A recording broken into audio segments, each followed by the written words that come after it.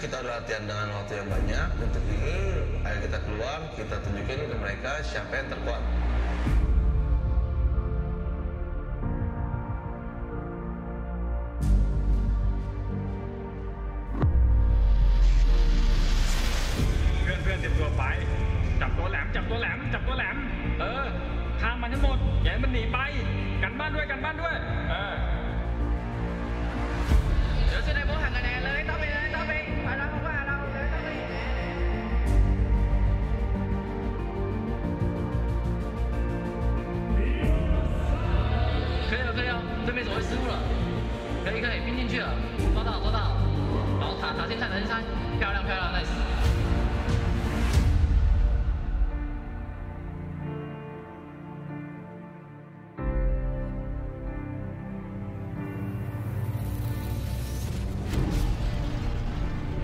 Okay, if we lose this tower, we can fight them back. I know we can do it.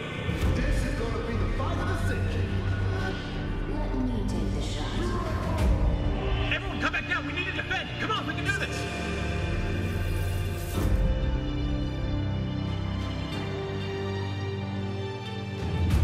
Jemand muss in den Jungle, Leute. Wir brauchen Vision. Wir sind zwar Head, aber die Gegner sind verdammt gut. Also aufpassen, Leute. Werdet jetzt auf keinen Fall übermütig. Hast du nichts gewonnen.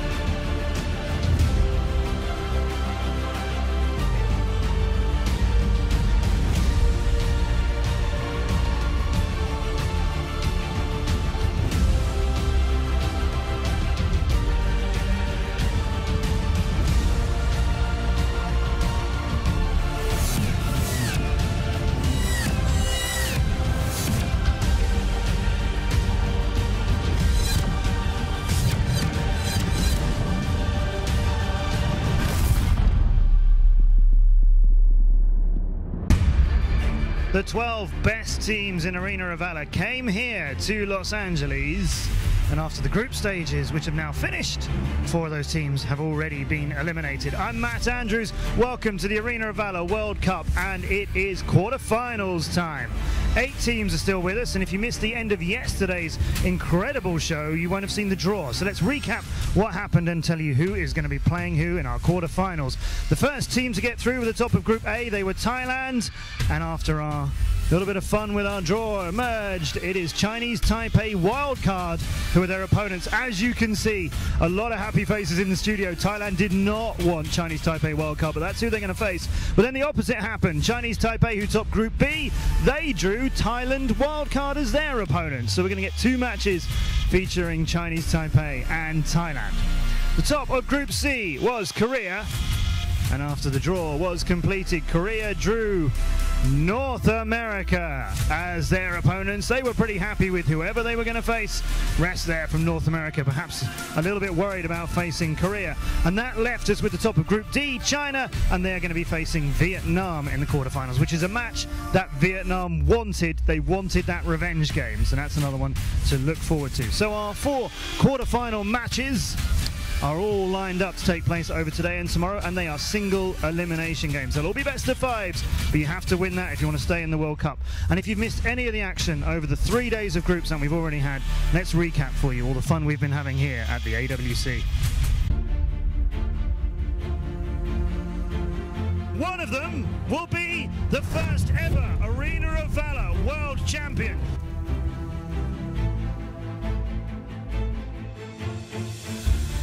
Group A started off with Thailand against North America. Crixie, they gotta be careful. Oh, whoa! Everyone just getting crushed right now. Thailand, though, reminded us how they won the boot camp only a month ago and swept them aside 2-0. I mean, there is a hope, there's a future for North America.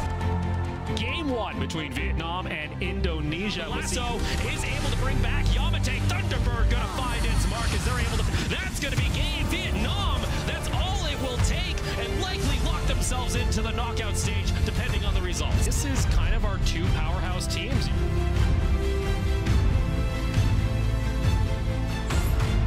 And Korea are gonna start moving forward. Korea take the series 2-1.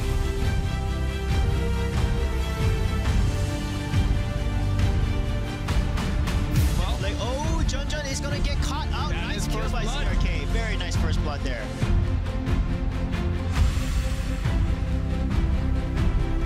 China over South America, making it look easy. Yeah.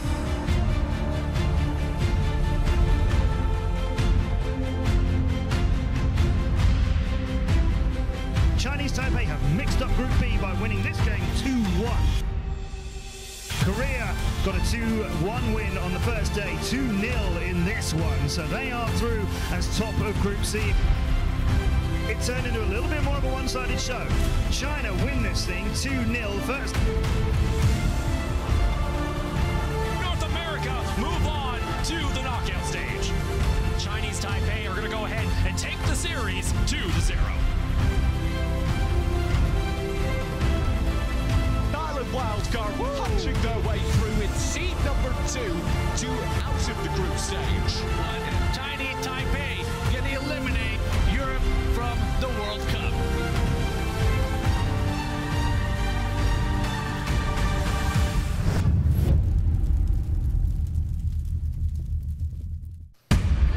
So yes, quarterfinals day is upon us. We'll do 2 today and 2 tomorrow. And remember, they are best of 5s and they are single elimination. So you've really got to get it done if you want to make it through to the semi-finals after this.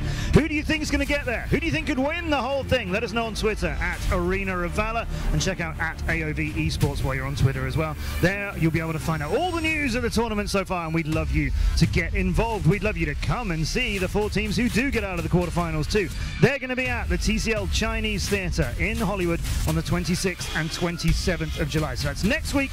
We will come back and do a double elimination stage through the semis and the grand final. So get your tickets if you haven't already. There's a few left at AOVWorldCup2018.eventbrite.com. AOV World Cup 2018.eventbrite.com. Get your tickets and come and join us as we crown the first ever world champion of the biggest mobile game in the world. You also, after we've crowned that champion, you get to win too. We've seen some amazing play with some of the DC characters throughout the World Cup so far. If there's any you don't have, you can grab one on Swag Sunday. So make sure you do. In-game, you can get any of the DC heroes or that Joker if you're on the villain side. Get one of them in-game on Swag Sunday, which is the 29th of July. That is all set up now for you to enjoy some amazing Arena of Valor action. The quarterfinals, remember, look like this. This is the bracket that's heading towards our World Championship. We're going to do 2 of them today. We will start with the top one. Thailand against Chinese Taipei wildcard. And our other quarterfinal today will be the 3rd match down there as we start to fill up the other side of the bracket. We'll do Korea against North America as the 2nd game today. 2 amazing matches. Korea and North America. Can NA hang on? Can they get a round off of Korea? Can they even make it to the Chinese Theater in Hollywood and compete on their home turf? We'll find out later on today, but Thailand against Chinese Taipei wildcard is where we're going to start. And we're going to do that with Rip and Sujay right now. And welcome. This is the Arena of Valor World Cup 2018. We have just finished the group stage. We're now in the knockout stage. I'm Rip. I'm joined, of course, by the legend Sujay. Yeah, so great to be here, guys. It is the quarterfinals knockout stage. It's best of 5s, single eliminate in the Arena of Valor World Cup. This guy is the hard carry mage. Yeah, and his teammates know it. They're just exchanging a smile there. They know what's up there. He has been putting out so much work as the mage for the team. And of course, though, their opponents, no slouches at all. Chinese Taipei wildcard. Yeah, Chinese Taipei wildcard. They're a team that likes to focus more on the river control, getting dragon, not diving for those kills, but you can see their squad there, Shanyo. This is a team in terms of what players to watch. Definitely Hualin as well. The mid lane matchup will be very important. And also 1-1. This guy on Irie, he is a monster versus one game in EU. He was averaging 757 gold a minute he was so fed, so farmed, he was able to carry his team to victory. So you guys gotta watch that mid lane matchup and that side lane matchup for sure. Yeah, definitely something to watch out for. But let's see what these teams were thinking about watching out for from one another.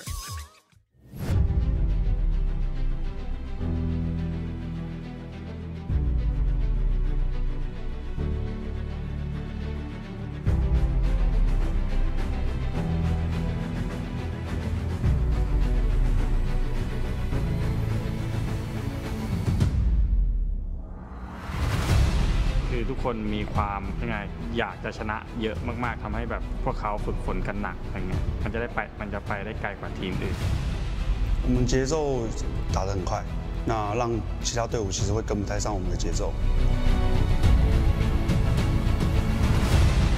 เราไม่ได้สนใจกับการประเมินที่สมมติถ้าเขาประเมินเราต่ำเราไม่ได้สนใจครับก็我会代表台港澳地区把你们安排的妥妥的，做好了呀。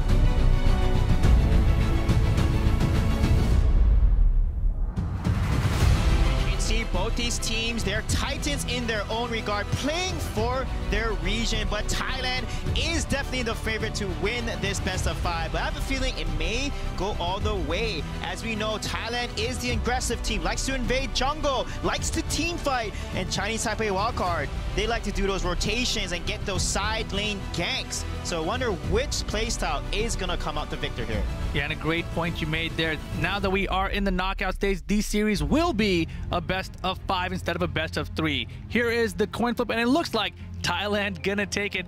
And my guess, they're probably gonna go to that blue side. That's their lucky side, right? Yeah, blue side is what they like to start off with because you have that first pick, and you're correct. It is going to be blue side for Taiwan. And looking at that, when they have blue side, they love to ban. They don't like Omen. They don't like Superman. They actually banned Superman on the blue side, which to me is very interesting. But Superman and Omen are their highest ban percentages in terms of what heroes they do not want to see on the Antares battlefield. Yeah, and that Omen, of course, we've seen put to good effect by Chinese Taipei Wildcard's MG. Yeah, and definitely Nakroth is a hero that I'm looking at that they actually did pull out. He has a 65%-ish win rate because of Thailand winning with Nakroth. And that's a hero that they have to watch out for on the side of Chinese Taipei Wildcard. But Chinese Taipei Wildcard, they love their Mina. I don't know why, but they like picking Mina. And I think that will be a little risky playing into a composition that loves to fight you. And we know Mina is the playstyle that has to engage first, and I think in this situation, in this matchup, Thailand will be the one team that's going to be engaging more actively versus Chinese Taipei wildcard. Yeah, let's go ahead and let's take a look at these coaches here. Wow, they're like basically twinsies. They've got the same hair, they both got no tie on, they got the dress shirt on, the jacket. What do you think about these guys? Maybe that's the strategy, you know, to beat Thailand, you know, you mimic their coach, you know, copy their play style. Their drafts are similar. They both like the Ari, right? But you know, I like Thailand coach's shirt a little better. Oh, is that true? But he has a pocket square. Chinese Taipei War, he has a pocket square. He's got the pocket square in there. He has some swag. It might be one of those built-in ones. You know, it's like it's not a real one. But it looks like we are going to the picks and ban phase now. Thailand, do you think they got the Superman ban first? Yeah, they probably go with Omen, Superman. Yeah, I said right. They do not like Omen, man. They want to take Omen off. I think Zenio and Superman maybe the bans next. For Chinese Taipei wildcard, they really like to ban Zenio. They don't like to see Zenio at all. And Superman. So Zenio, Superman, Omen are going to be off for both these teams. Yeah, of course, the Superman ban coming out of Chinese Taipei wildcard, and the Teamy ban coming out of Thailand this time around. Yeah, Chinese Taipei wildcard likes to ban that Teamy too. So Arum, Lindis may come out as a ban here. We see that Lindis. So I definitely will see. I think Chinese Taipei wildcard will probably ban the Arum. And then Thailand may take away and say, oh, Crixie is going to be banned instead. Yeah. We saw how well Hualin played on Crixie. We know also that Memarks actually was the best Crixie player in the entire World Cup. Very odd here, right, for them to go with the Crixie ban. I mean, obviously both teams wanted that Crixie, so maybe just take it off the board completely, even though you have first pick. Yeah, maybe Crixie isn't that first pick worthy. They want to take Arum or something that's available because Crixie normally goes on the red side as you have that double pick. You can pick a key side laner, then pick up the Crixie. I think Arum is going to be a good ban here, and that means Zenio may be a first pick for Thailand if they ban Arum. So let's see if that Arum ban is going to come out. Yeah, it may in fact be what we get because the Zenial Bay has been played by the Sherry. Not. They banned the Grak instead. They rather face Aurum than Grak. That's how scary Thailand's Grak is. Thailand actually, yeah, Zenial's going to take, but Thailand is the team that pulled out the Grak in the boot camp and played it so well. Yeah, it was Moss, of course, in that boot camp, putting Grak to great effect, but as the ban came out there from Chinese Taipei Wildcard, instead they're going to give him the Aurum, which is pretty deadly, but as you see, Chinese Taipei Wildcard now picking up the Zenial and the Malik. Yeah, definitely. Zenial Malik, such a strong combo. You can flex Zenial as support, but normally he's played as a side laner. He gives so much protection and crowd control with his Malice and his Angelic Splendor ultimate coming from across the map, and Malik, of course, the shock ultimate, and the amount of damage he can absorb when he lands his abilities against his opponents. Really solid pick so far. And I think here, with Lindis off the map, you know, we may see, and, you know, assassin composition isn't as good into this heavy tank composition, so they're probably going to go with a marksman composition for Thailand. Alice being picked up, potentially Flash or Liliana. Let's see which mage they want to pick up, or are they going to take the Violet? Yeah, definitely could be the Violet. It is 007X actually in here. Oh yeah, and he actually plays. Not Jameco. He loves playing. He loves playing marksman like Lindis, but Lindis is banned. So let's see what he's gonna pull out here. Brings out the Flash and Moss locking in with that Alice. Yeah, no Arthur though, no Zuka for Thailand. We saw them pull that out, and they didn't do that well with it. Serious mode now, man. We're in the knockout stage. This is the knockout stage for sure. So Flash is a good pick. Liliana, Flash, more of a skill matchup. They both can kind of outpoke each other, but I think Flash may have an easier time because his range is further than the Liliana, and Liliana has to kind of land the skill shot. As soon as the Flash jumps in, she can actually land Binding Light and Shining Light combos onto him. So it's more of, you know, which mage can outplay each other, and I'm going to look really closely at Mimarks versus Hua Lin here. Yeah, Mimark versus Hua Lin is going to be one of the core decisive battles that's going to kind of set the tone of this entire game. They're going to take the Violet. So Violet Liliana was a staple for actually the Chinese Taipei region in general. They like playing really heavy early game heroes. They may last pick the Ormar here, make sure they have 3 strong early game heroes so they can let Violet and Liliana get to the late game. Now, because they picked Violet, Assassin comp looks pretty good here, but they have to play around that Zeniu and Malik, so they may go for an Necroth potentially, because Flash is really good into a marksman, but instead they're going to go with Slims and play the Slims Alice stun combo along with Flash here, and I'm wondering which other side laner they can pick. Kilgroth, they want to be a heavy side pushing side laner. Instead of Lubu, they're going to offer the Kilgroth. No Ahri as well. Yeah, very odd out of them. And yeah, exactly. No Ahri. I really expected that out of both teams here. Yeah, I think because Kilgroth has that Gorelord ultimate, he can be immune to CC for over 6 seconds if he's constantly hitting and staying on top the enemy opponent. That means Malik, Zenial cannot CC him because of that ability. And then, of course, the Mina. Interesting. I'm really worried about the Mina pickup. They have to be the ones engaging harder here. Yeah, they've always been going to that Mina pick. Sometimes you've seen them ban it. It's just very odd choices, but Chinese Taipei Wildcard, they've been very happy with Mina throughout this tournament so far. And you see Thailand, though, they're locked in, and just the last decision here on the Chinese Taipei wildcard side. Yeah, Mina is very interesting. Maybe, again, no one likes to play Thane, but, you know, Mina, it can work as long as they don't fall behind, because Mina is a hero that is really hard to make a comeback when behind. Right. But if you're not behind, yeah, then you're in good spot. See, Alice, when she's behind, she can still turn around with a nice Hissy Fit ultimate. Her ultimate's a bigger game changer, I feel, than Mina's Dark Dominion. It's just a Dark Dominion, when she lands it, the entire team needs to follow up because she's taunting everyone to hit her. So when you're behind and you're level 8 Mina versus like a level 10 or 12 carry, you're going to get a lot of damage onto you. You're not going to survive. So she needs to get fed. They cannot fall behind. Right. I mean, of course, the idea here being, you know, to get that Dark Dominion off, and then it makes an easy target for the Shock to come in from 1-1, and then maybe an Angelic Splendor on top of the Dark Dominion. Even that could be a good combo. Yeah, exactly. It can. They have some good CC. Liliana also has that Binding Light stun as well, and she can go transform into a fox and just dive in there and get on to the Slims. And Violet can play safe and rain a lot of damage from behind. Exactly. So it looks like they actually have a pretty good composition here. Thailand's team looking pretty good as well. How do you feel about the Slims and Flash combination?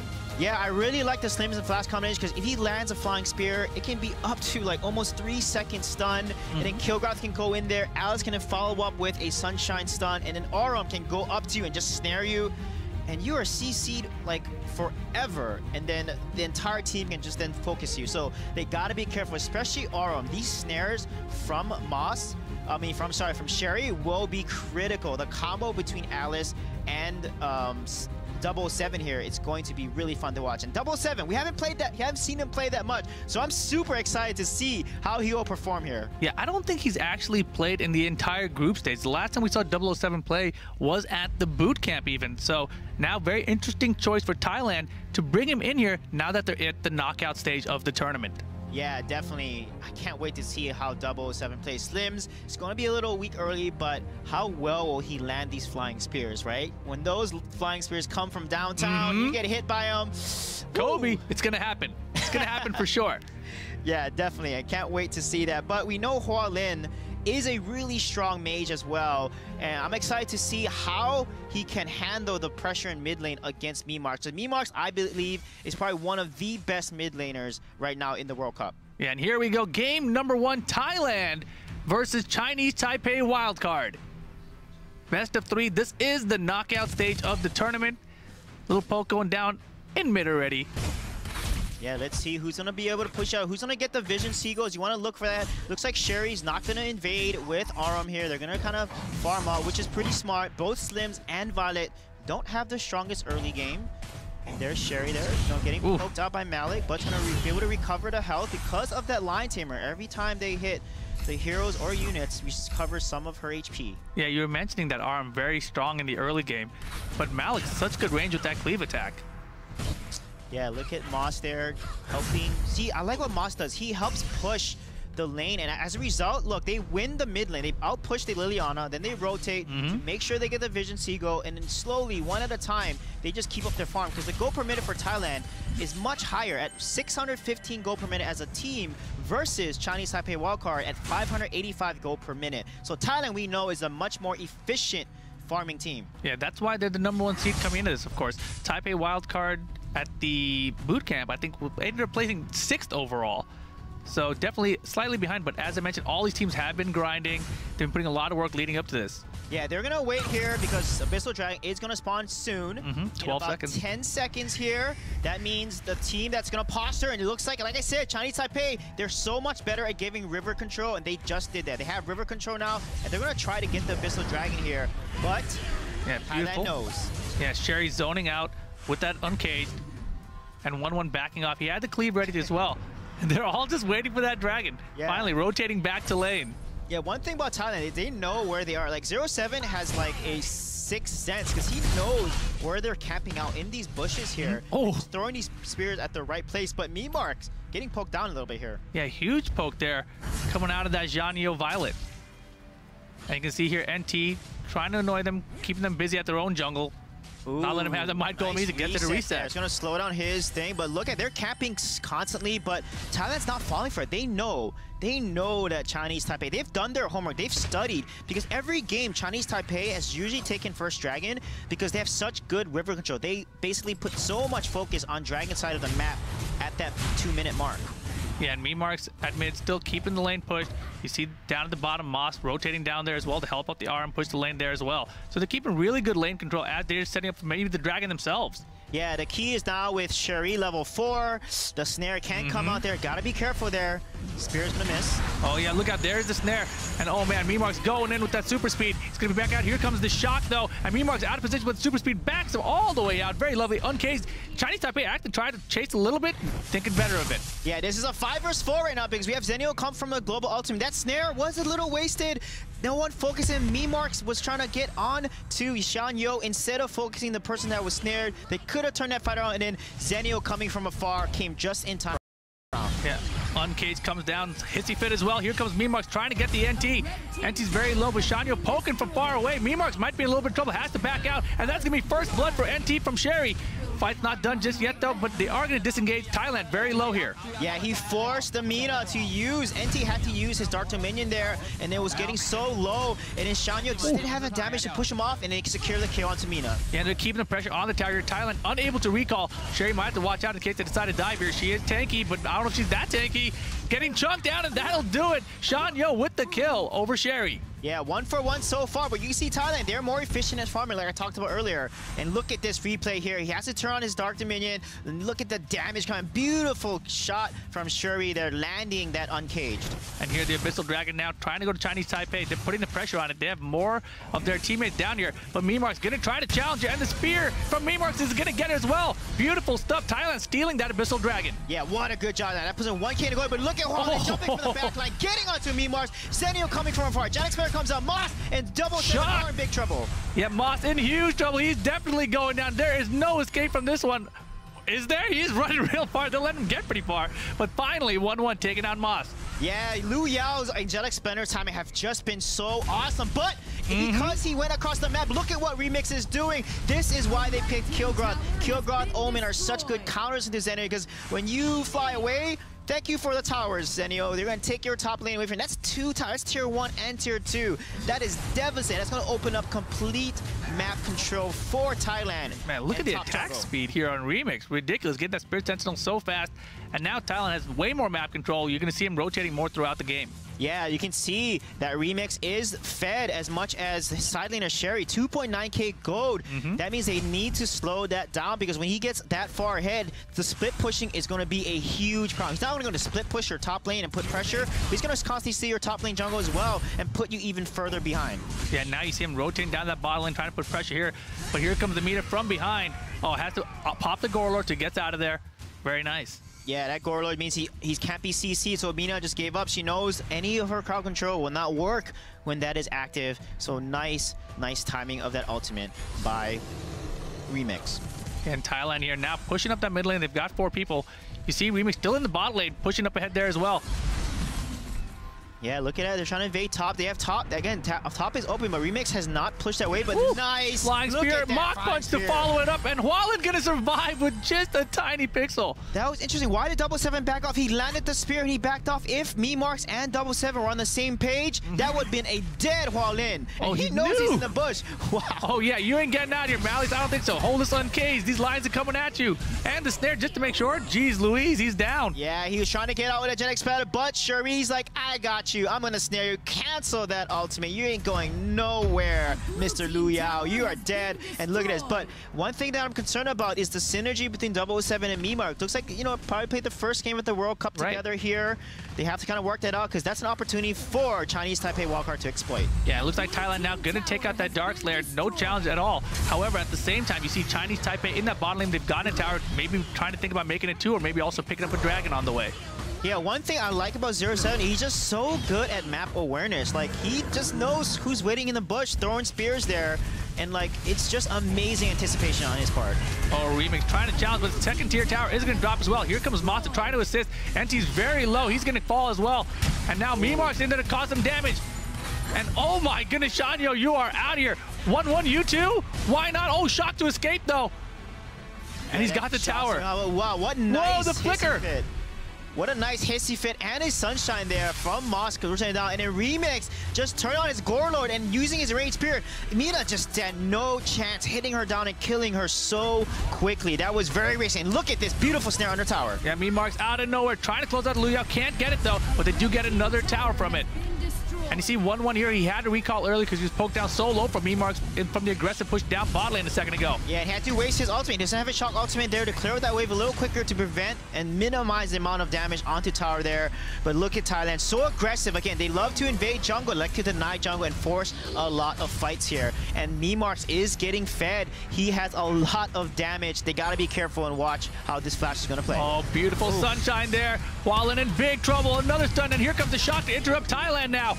And now Mimarks, he's got to back out a little bit. Sherry gonna take out Shanyo. Liu Yao retreating under tower. They're gonna dive in now. Oh, the tower very low. Sherry taking out 1-1 as well. And boom! This is trouble for Chinese Taipei. Thailand looking fantastic right now. Those snares under tower, so great. And then Kilgroth Remix just pushes on the side lane there, pushing so many towers down. Thailand gonna get 6 towers down, but look at the items.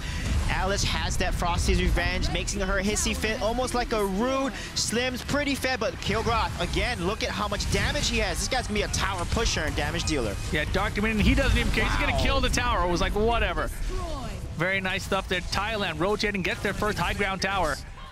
And now finally going to retreat and reassess. Yeah, Flash has 2 tier 3 damage items. He has more damage than Lina. Lina has not finished her. Harlan doesn't have the 2nd tier 3 damage up, so Lina has not really come on scale yet into her late game form, and that's what they need to do. They need to slow Thailand down, get the level parity, get some more items, and then hopefully win a fight against Thailand. But like I said, Thailand is just a better team when it comes to fights. Yeah, and so far the story of this game has been this remix. Taking that top lane as soon as that one Angelic Splendor came and pulled him out to bot lane. 3 towers for Remix. He took 2 of them, and now he rotated down to bot lane. Got another 2 down there as well. Yeah, definitely here. And then they gotta watch the combos. I mean, again, we talked about the Slims, the Alice, the snare combo. There's so much CC that Chinese Taipei wildcard needs to watch out for. They have to be the ones that engage because they have the Mina composition, and now they're playing from behind like we talked about, and that's not looking good for them. Yeah, Liu Yao has the Mally's out just to save himself. The hits have been slowing his retreat, though. And oh my god, the Uncaged, they were keeping him in place under there. Yeah, and look at their rotation, the tower there. 007 getting a few tower shots, but Memark going right in there. Super deep. Cyclone. Okay, he's got to get out of there. There you go. Super Speed pulls him back out. And now still keeping pressure on Sherry. Gonna fall in the tower. Had the snare, but didn't matter. Not enough damage. Yeah, that snare was able to trade a lot of damage, but Xianyo was like, hey, I'm gonna just kill you, and then their teammate follows. So it's a 1-for-1 trade, so that's okay. They were not able to get the tower. At least they saved that tower, but it's so low. Yeah, Thailand still in control here. They've got a 5K gold lead. It's looking pretty good for them. Maybe rotating back here. Moss with Slim's gonna take this Abyssal Dragon, further that gold lead. They've got the lane pressure. That's another thing that Thailand's been so good with.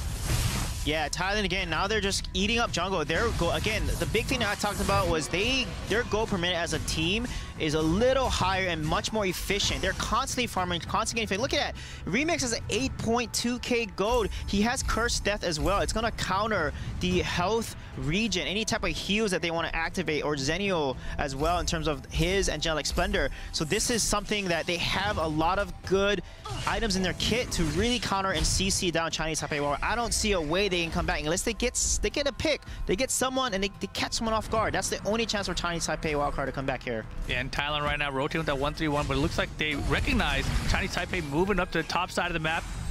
Moss and Slims again, that 007 rotating up with them. And you can see Memarks, he pushed that bot lane up.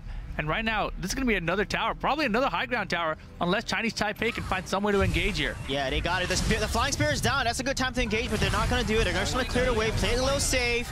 Oh nice my god. Come in the middle here. Yeah, the hits fit with the Uncaged, keeping everyone in Chinese Taipei side so slow, but another high ground tower down. Just one left to go in the middle. What is Thailand's approach here? They've got a minion wave down bot. Maybe going to use it as well. Keeps them distracted. Yeah, they gotta watch Remix. He's been a tower-taking machine there. Again, when Kilgroth goes in there, activates his Spear. His attack speed's so fast, your tower can be gone in less than 2 seconds. And look at this engage here. Beautiful engage. Here comes a huge shock. 007 low. He's trying to leap out of that. Moss also extremely low. They might get him down. Moss is going to fall. Liu Yao very low. 007 chunking from behind, though. And Sherry now finally takes him out. And Hualin gets the 007. But Memarks with this, the Pixel, not going to get Hualin. That was such a good engage. That flicker ultimate Dark Dominion, then the Malik Shot comes on, but they did not focus down 07. He's a guy you need to kill. Focus on him. They killed Moss first and then 07. If they turned that around and killed 07 first, maybe that fight could have gone in Tiny Taipei Wildcard's favor. But look at the damage from Memarks. And the shock for 1-1 just to delay the game at this point. It's not looking good here. They're not even going to go for him. They're just going to, you know what, skip this high ground tower.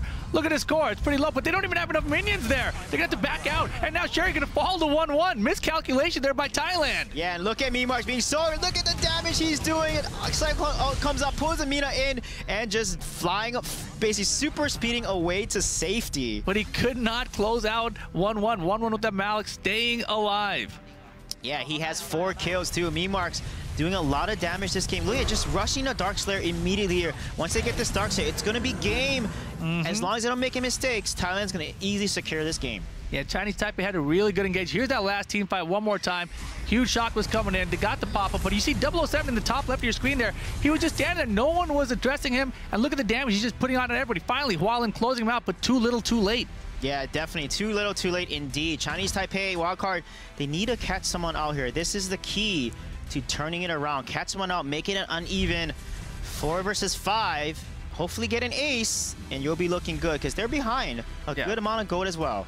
Oh yeah, they're way behind right here. You see Remix clearing out the jungle as they've got the waves pushing. And Thailand usually so good about this, is making sure all the waves are pushing in all the lanes once they get these high ground towers down. But they didn't get the third one down in the middle. Yeah, they're trying to split pushing a little bit here. Again, Remix always constantly putting pressure in his lane, forcing the enemy team to respond to him. Oh, this is going to be a good engage for them. But oh my god, here we go, the uncage. Here comes the shock finally. It's a little bit late. Angelic Splendor behind it as well, and you got to watch out here. Lu Yao, can you get out? Yeah, another uncaged. Yeah, what a nice focus there on 11. He jumped 1-1, jumps in there with shock. They focus him down, and then Lu Yao also tries to go in there and saves him, but could not do it. And then Thailand just focuses him down. And they have a Dark Slayer buff. It's a little risky to engage a team with a Dark Slayer buff. Big flying spear. The uncaged comes through, and NT in big trouble here. He may go down, but oh my god, the damage out of nowhere all of a sudden. And Thailand is very low. Wallen, can you stop them from taking out this core? Not gonna happen. Game 1 to Thailand. Yeah, well played, Thailand. Such good control of the game. But Chinese Taipei wildcard, they had some signs of like, look at Moss smiling there. They're playing so confidently. Moss on this Alice was just insane. Those Sunshine skill shots landing so many stuns, and the combo with the Slims with 0-7, Flying Spear, Sunshine, that's a lot of crazy CC. So this is something Chinese Taipei wildcard need to think about. Maybe they want to play a heavy CC composition instead of Violet, take the Slims there.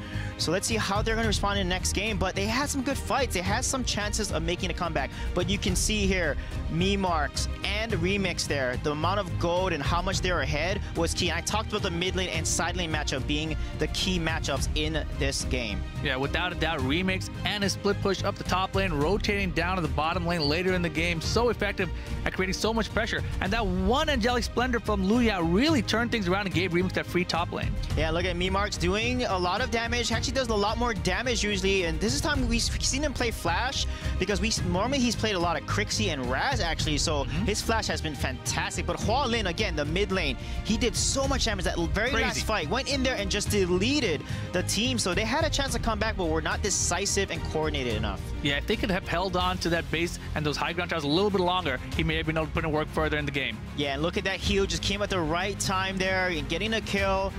Thailand just team fighting, so they're so good at juggling aggro and like making sure that they don't give a death over when they don't have to. I think that what makes them so good in these team fights. Yeah, and this Lu Yao overextending just a little bit, and man, did Thailand make him pay. Yeah, Thailand definitely made them pay, and they're constantly taking a tower, but this was key here. They tried to get, overly forced the tower, gave up 3 deaths, and that was not worth it. Giving out 3 deaths for 1 tower is definitely not worth it. Yeah, they wanted the tier 2 because they saw the Slayer buff was going down. They thought they had enough time, but they definitely did not. Yeah, look at that snare there, getting on Lu Yao. Look at this engage. They need to get 0-7. They need to finish off, but they're focusing Moss instead. If they gotten 0-7, 7-7, they would have won that fight and had a chance to make a comeback, but that was just a good engage, but not the right follow-up. Yeah, most definitely not. And then finally, the end of the game, Hua Lin, after chunking everyone with that blinding light, had a chance, but no, couldn't get it done. Too many Thailand, too many high ground towers down, and that was game number 1 for favor of Thailand. Yeah, again, this is a best of 5, guys. There are going to be a few more games here, but look at the tower, look at the objective lead. Every 3 Abyssal Dragons, 0 for Chinese Taipei Wildcard, and 2 Dark Slayers to Thailand. Yeah, and I really thought that Chinese Taipei Wildcard would have been more controlling of those Abyssal Dragons, but that early game where we saw both teams posturing for it so much was really showed that Thailand had put in the effort and the research to understand that Chinese Taipei was always looking for it at the 2-minute mark. Yeah, the key is I want to see Chinese Taipei wildcard play more to their strengths. One thing Thailand did is they did such a good job of preventing that rotation that Chinese Taipei wildcard is known for. They like to take the river control, get dragon control of the map, and then wait, and then rush the dragon, but Thailand was there to respond. They basically told Chinese Taipei wildcard, hey, we're here, you're not going to take that dragon, and prevented them from taking that dragon and sneaking it under them. Yeah, that was well played by Thailand. But here we go. It's going to be game number 2. We're back into the picks and bans phase. And this time, of course, Taipei Wildcard going to go ahead and take the blue side. Yeah, let's see what bans are going to come up. Again, Chinese Taipei Wildcard, they like to ban usually Zenio, that Teamy, that Superman, that Omen. Let's see what's going to come out for them on blue side. Yep, they're going to go and take Zenio off. They actually played Zenio last game, but they don't want to give it over to Thailand. Yeah, definitely not a good idea. We've seen Sherry use that Zenial to great effect in the past as well. And Thailand first ban coming out for Superman. Yeah, look at Thailand. They're talking amongst each other. You know, they look pretty calm and focused here. They're thinking this is going to be an easy 3-0 maybe. We'll see. But I think it may, with how they're playing, it could be a 3-0 because Chinese Taipei wildcard just doesn't know how to respond to the aggression. Thailand is just team fighting way better. So let's see if that Teamy ban may come out here. Oh, there we go. Teamy is going to be banned. And Superman, Omen could be banned by Thailand. They could also take off Arum. They do take off Arum. Yep, and I love that. I love that because when Teamy's banned, you definitely need to ban Arum because they're both the two strongest supports. Maybe Grak may be taken off here. You know, they fear the Grak when Thailand plays Grak because Moss on Grak is a monster. So maybe they're gonna ban the Grak, but maybe first pick the Grak. Maybe give him Alice, right? Right, because Grak works well into Alice. Yeah, I was gonna say NT has used Grak in the past year as well, and instead Chinese Taipei wildcard are gonna ban the Malik. Oh, Malik being banned instead there. Malik is one of those here, as long as Superman and Arum 100% pick and ban in the World Cup. Just shows you how popular he is. And Omen will be taken off. So this is going to be a Grak first pick or Linda's first pick because both look good for me. But Grak is a little scary to give to Thailand, so let's see if they take us. We know, oh, they're going to pick Crixie instead. First pick that Crixie. Yeah, wow. First time we're going to see Crixie in this matchup. I like the choice. Ooh, Irie, we know. Man. Irie is so good at jumping in there as an assassin, get onto that Crixie who's not as mobile, and then Lindes, wow, this is a very scary. Both drafts looking pretty good so far. This means Grak will be open. Are they going to take the Grak here or take the Alice? Let's see. Yeah, I mean, that Lindes, of course, so effective in the hands of Jameco. We'll see if 007 can do the same thing here for Thailand. And, of course, the Irie pick with Remix. We saw Remix put in so much work last game. Joker being picked up here. I haven't seen Joker come out too often. He's normally played as a support sometimes. He can also side lane. Oh, Lumber, okay. Yeah, the Joker was an interesting mind game there. Lumber, I like Lumber. He actually has a pretty decent win rate in the Arena of Valor World Cup. So let's see if they're going to pick that or they're going to go for Grak. And then Chognar, I guess they don't want Chognar to counter the Grak and, you know, body block and be able to just be pulled and just run away to safety. That would be an interesting choice. Interesting draft strategy by Chinese Taipei wildcard. Yeah, get the body I like it as long as away. they execute. Again, it's about comboing and executing their competition. A lot of competitions can work. It's how you execute it as a team. Yeah, I like the idea of the Grak going to Chinese Taipei to get some picks and help them so they don't have to engage in full-on team fights. Sounds like a good idea in theory. Yeah, let's see if Thailand's going to go ahead. I don't think they're going to pick the Alice. They can probably pick another support. Maybe play Ormar and just go super aggressive early game and just like knock them out and invade and live in their jungle. So let's see what type of, you know, Scud we can also see come out. Thailand made Scud meta actually at the boot camp. We saw Scud being banned at the World Cup and played, doing so much burst damage. So we could potentially see a Scud pick come out. Yeah, we haven't seen much of their Scud here in the group stage actually. Yeah, definitely. They've played you know, they've actually even played Lubu. They played Arthur side lane. That was pretty interesting. They like a lot of Malik side lane, but Malik is banned. Let's see if that will come out. And they're gonna go with Scud. Yep, Scud's gonna come out. And I like Ormar. Oh, they're gonna go with Alice still. Okay, interesting.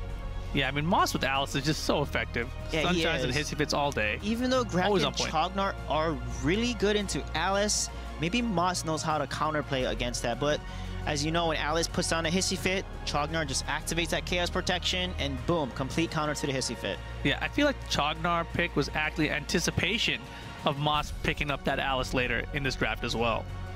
Yeah, let's see what they're going to land with there. Are they going to go with a Violet or are they going to go with a heavy engage assassin composition?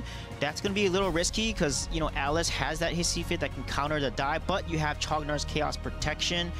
So let's see if Chinese Taipei is going to play that, but they normally play ADC marksman, so I think Violet may come out again here.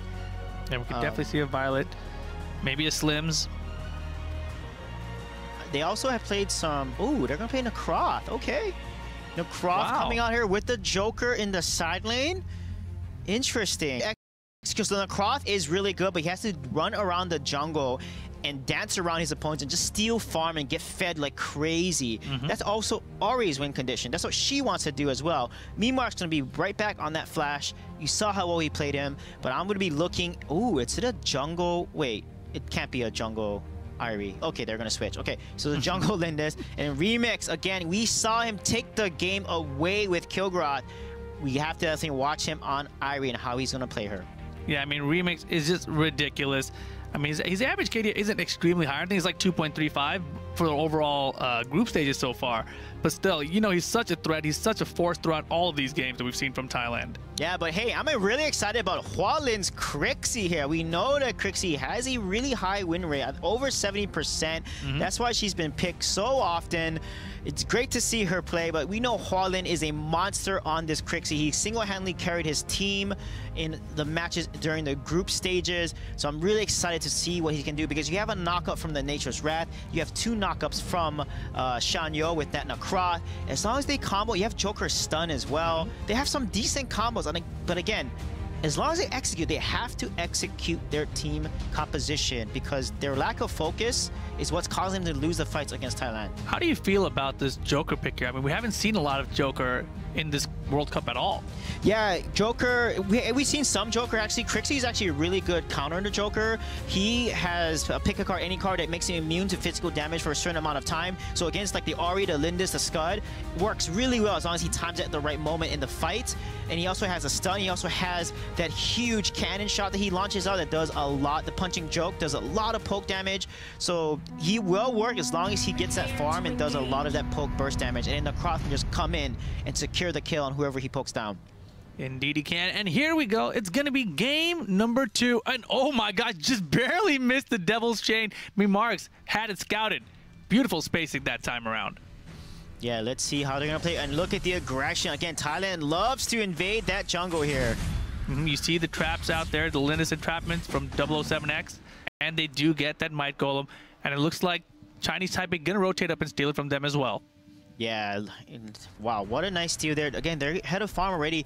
The key here is Chinese Taipei wildcard, they have to stay on farm, because Crixie, she's got to get to her late game phase. We know once she finishes those 3 items, she becomes a force to be reckoned with. And Crixie in the early game is not as strong, so they have to make sure they feed Hualin, and he can literally carry a lot of these fights, but look at this aggression. God, exactly. And you know, this is why I thought that Flash might be somewhat of a counter to Crixie, because he's got that super speed in, Mach punch to deal some damage, and super speed right back out. Yeah. And he's going to be out of range of her mischief. Yeah, that's a good talk. We actually talked about it in general. A lot of the pros say that Crixie is the counter to Flash, because Flash can't really outpoke her, but then it's sometimes a skill matchup. We just saw Mimarks outpoke Hualin here, and it's really a skill matchup. But I think in general, though, if both players were skilled, Crixie can't outpoke the Flash. She has that mission. She has a Nature's Wrath. She can catch the Flash out and just basically throw these abilities right in front of his face when he goes in like that and do more damage.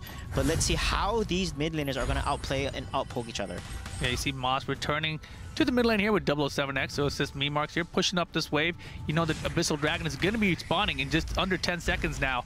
So you see Thailand actually better for it than Chinese Taipei. Yeah, 8.5 average kills on this Crixie and Hualin here. I think one thing Mimarks is doing is really smart. He's waiting for Crixie to use that Mischief, and then he's going in and poking her. So if he plays like that, then you definitely can outpoke a Crixie, in the mid lane here. Yeah, without that, you know he's looking for the Mach punch a little bit too far this time, but he can get some work done on that wave. And you can see here Scud trading at the bottom lane. And Thailand right now, they're just taking it nice and slow. They've got a small goal lead, very small goal lead. And they're just chilling, waiting for an opportunity for this dragon fight. Yeah, Chinese Taipei wildcard doing a good job staying in with the gold here. Not losing it. Look at this engage. Yeah, beautiful. And the Moonfall comes out immediately. Moss in a bit of trouble here, trying to get out of there. Beautiful knockup from the Necroth. Shanyo and Thailand are able to survive. Chaos last time goes in and gets NT actually. Very nice stuff, but Thailand is low. They gotta retreat. Ooh. And Remix coming in out of nowhere with the Iris, the shadows. Oh my goodness, the damage output is crazy. And Lu Yao gonna fall as well. Thailand with the 4-for-0 start to this game. We definitely gotta watch that replay. Oh my goodness, that Ryu ultimate going in there. And look at that. They needed to focus Moss, but didn't kill Moss. And look at Sherry comes in from behind. Scud gets the kill onto NT. Then Irie comes in and gets a huge ultimate, killing so many team members. That was such an amazing play. And we talked about Remix here in the side. side lane again. He is making such a big difference in these fights. Yeah, he was all the way on top, and oh my gosh, Moss is still out there. Beautiful juke to avoid the killing joke. Oh my goodness. Well done, Moss, but you got to go home. You got to recall. Get some health back, brother. Yeah, he's definitely out here, but this is Chinese Taipei Wildcard's chance to push this lane here and get this tower, but look at Sherry rotating right back to lane to catch that wave. Yeah, very nice. Thailand, of course. This is why they were the #1 seed. What an incredible start. That rotation by Remix at the start with that Irie was just absolutely ridiculous. I didn't even see him coming in. The shadow dash was so far. Yeah, that was amazing. That's why Irie is so slippery as an assassin. She can get in there and CC with that spin that can stun, and also the Ryu ultimate. Man, that's a game-changing ultimate if done correctly. And you can see 007X keeping the pressure on with that Lindis, and now they're going to rotate back into Chinese Taipei's jungle. Take this might go from them again. Yes, they do. Yeah, and again, they have the jungle on timer. Thailand likes to invade jungle so much. So with Chinese Taipei knowing this, they need to trade. They need to try to get a gank on the other side. Oh, close Devil's Chain there. Oh my gosh, that close. That was way too close. Moss, I mean, I want to give him credit and say, like, he knows. Oh my gosh, huge pop-up though. Necroth getting everyone up in the air. Sherry though going in on Hualin. Hualin gonna fall. And look at Memark barely making it out and back. And is 1-1 gonna go down as well? Boom! Man, I'm just so impressed with the way that Thailand is playing. They juggle aggro so well. Memark's gonna get another one. Out. Wow. Yeah, they're just diving under the tower. It does not even matter. It's 8-0 now. Lu Yao gonna fall as well. And there's an ace at the 4 minutes 50-second mark. Thailand looking unstoppable. Man, this is utter and complete domination. An ace at that 4:30 mark. With the way they were playing, Memark goes in there, does so much damage, and it just runs away and kites. The way they juggle arrow, and then their abilities come right back up, and they go right back in the fight and secure additional kills. And the way 007 also is Lindis repositioning and positioning aggressively to get these kills under tower. They're just juggling these team fights so well. And again, you see Sherry, they're not even done invading the jungle yet. They're like, are you guys wanting to come on this way? Come on.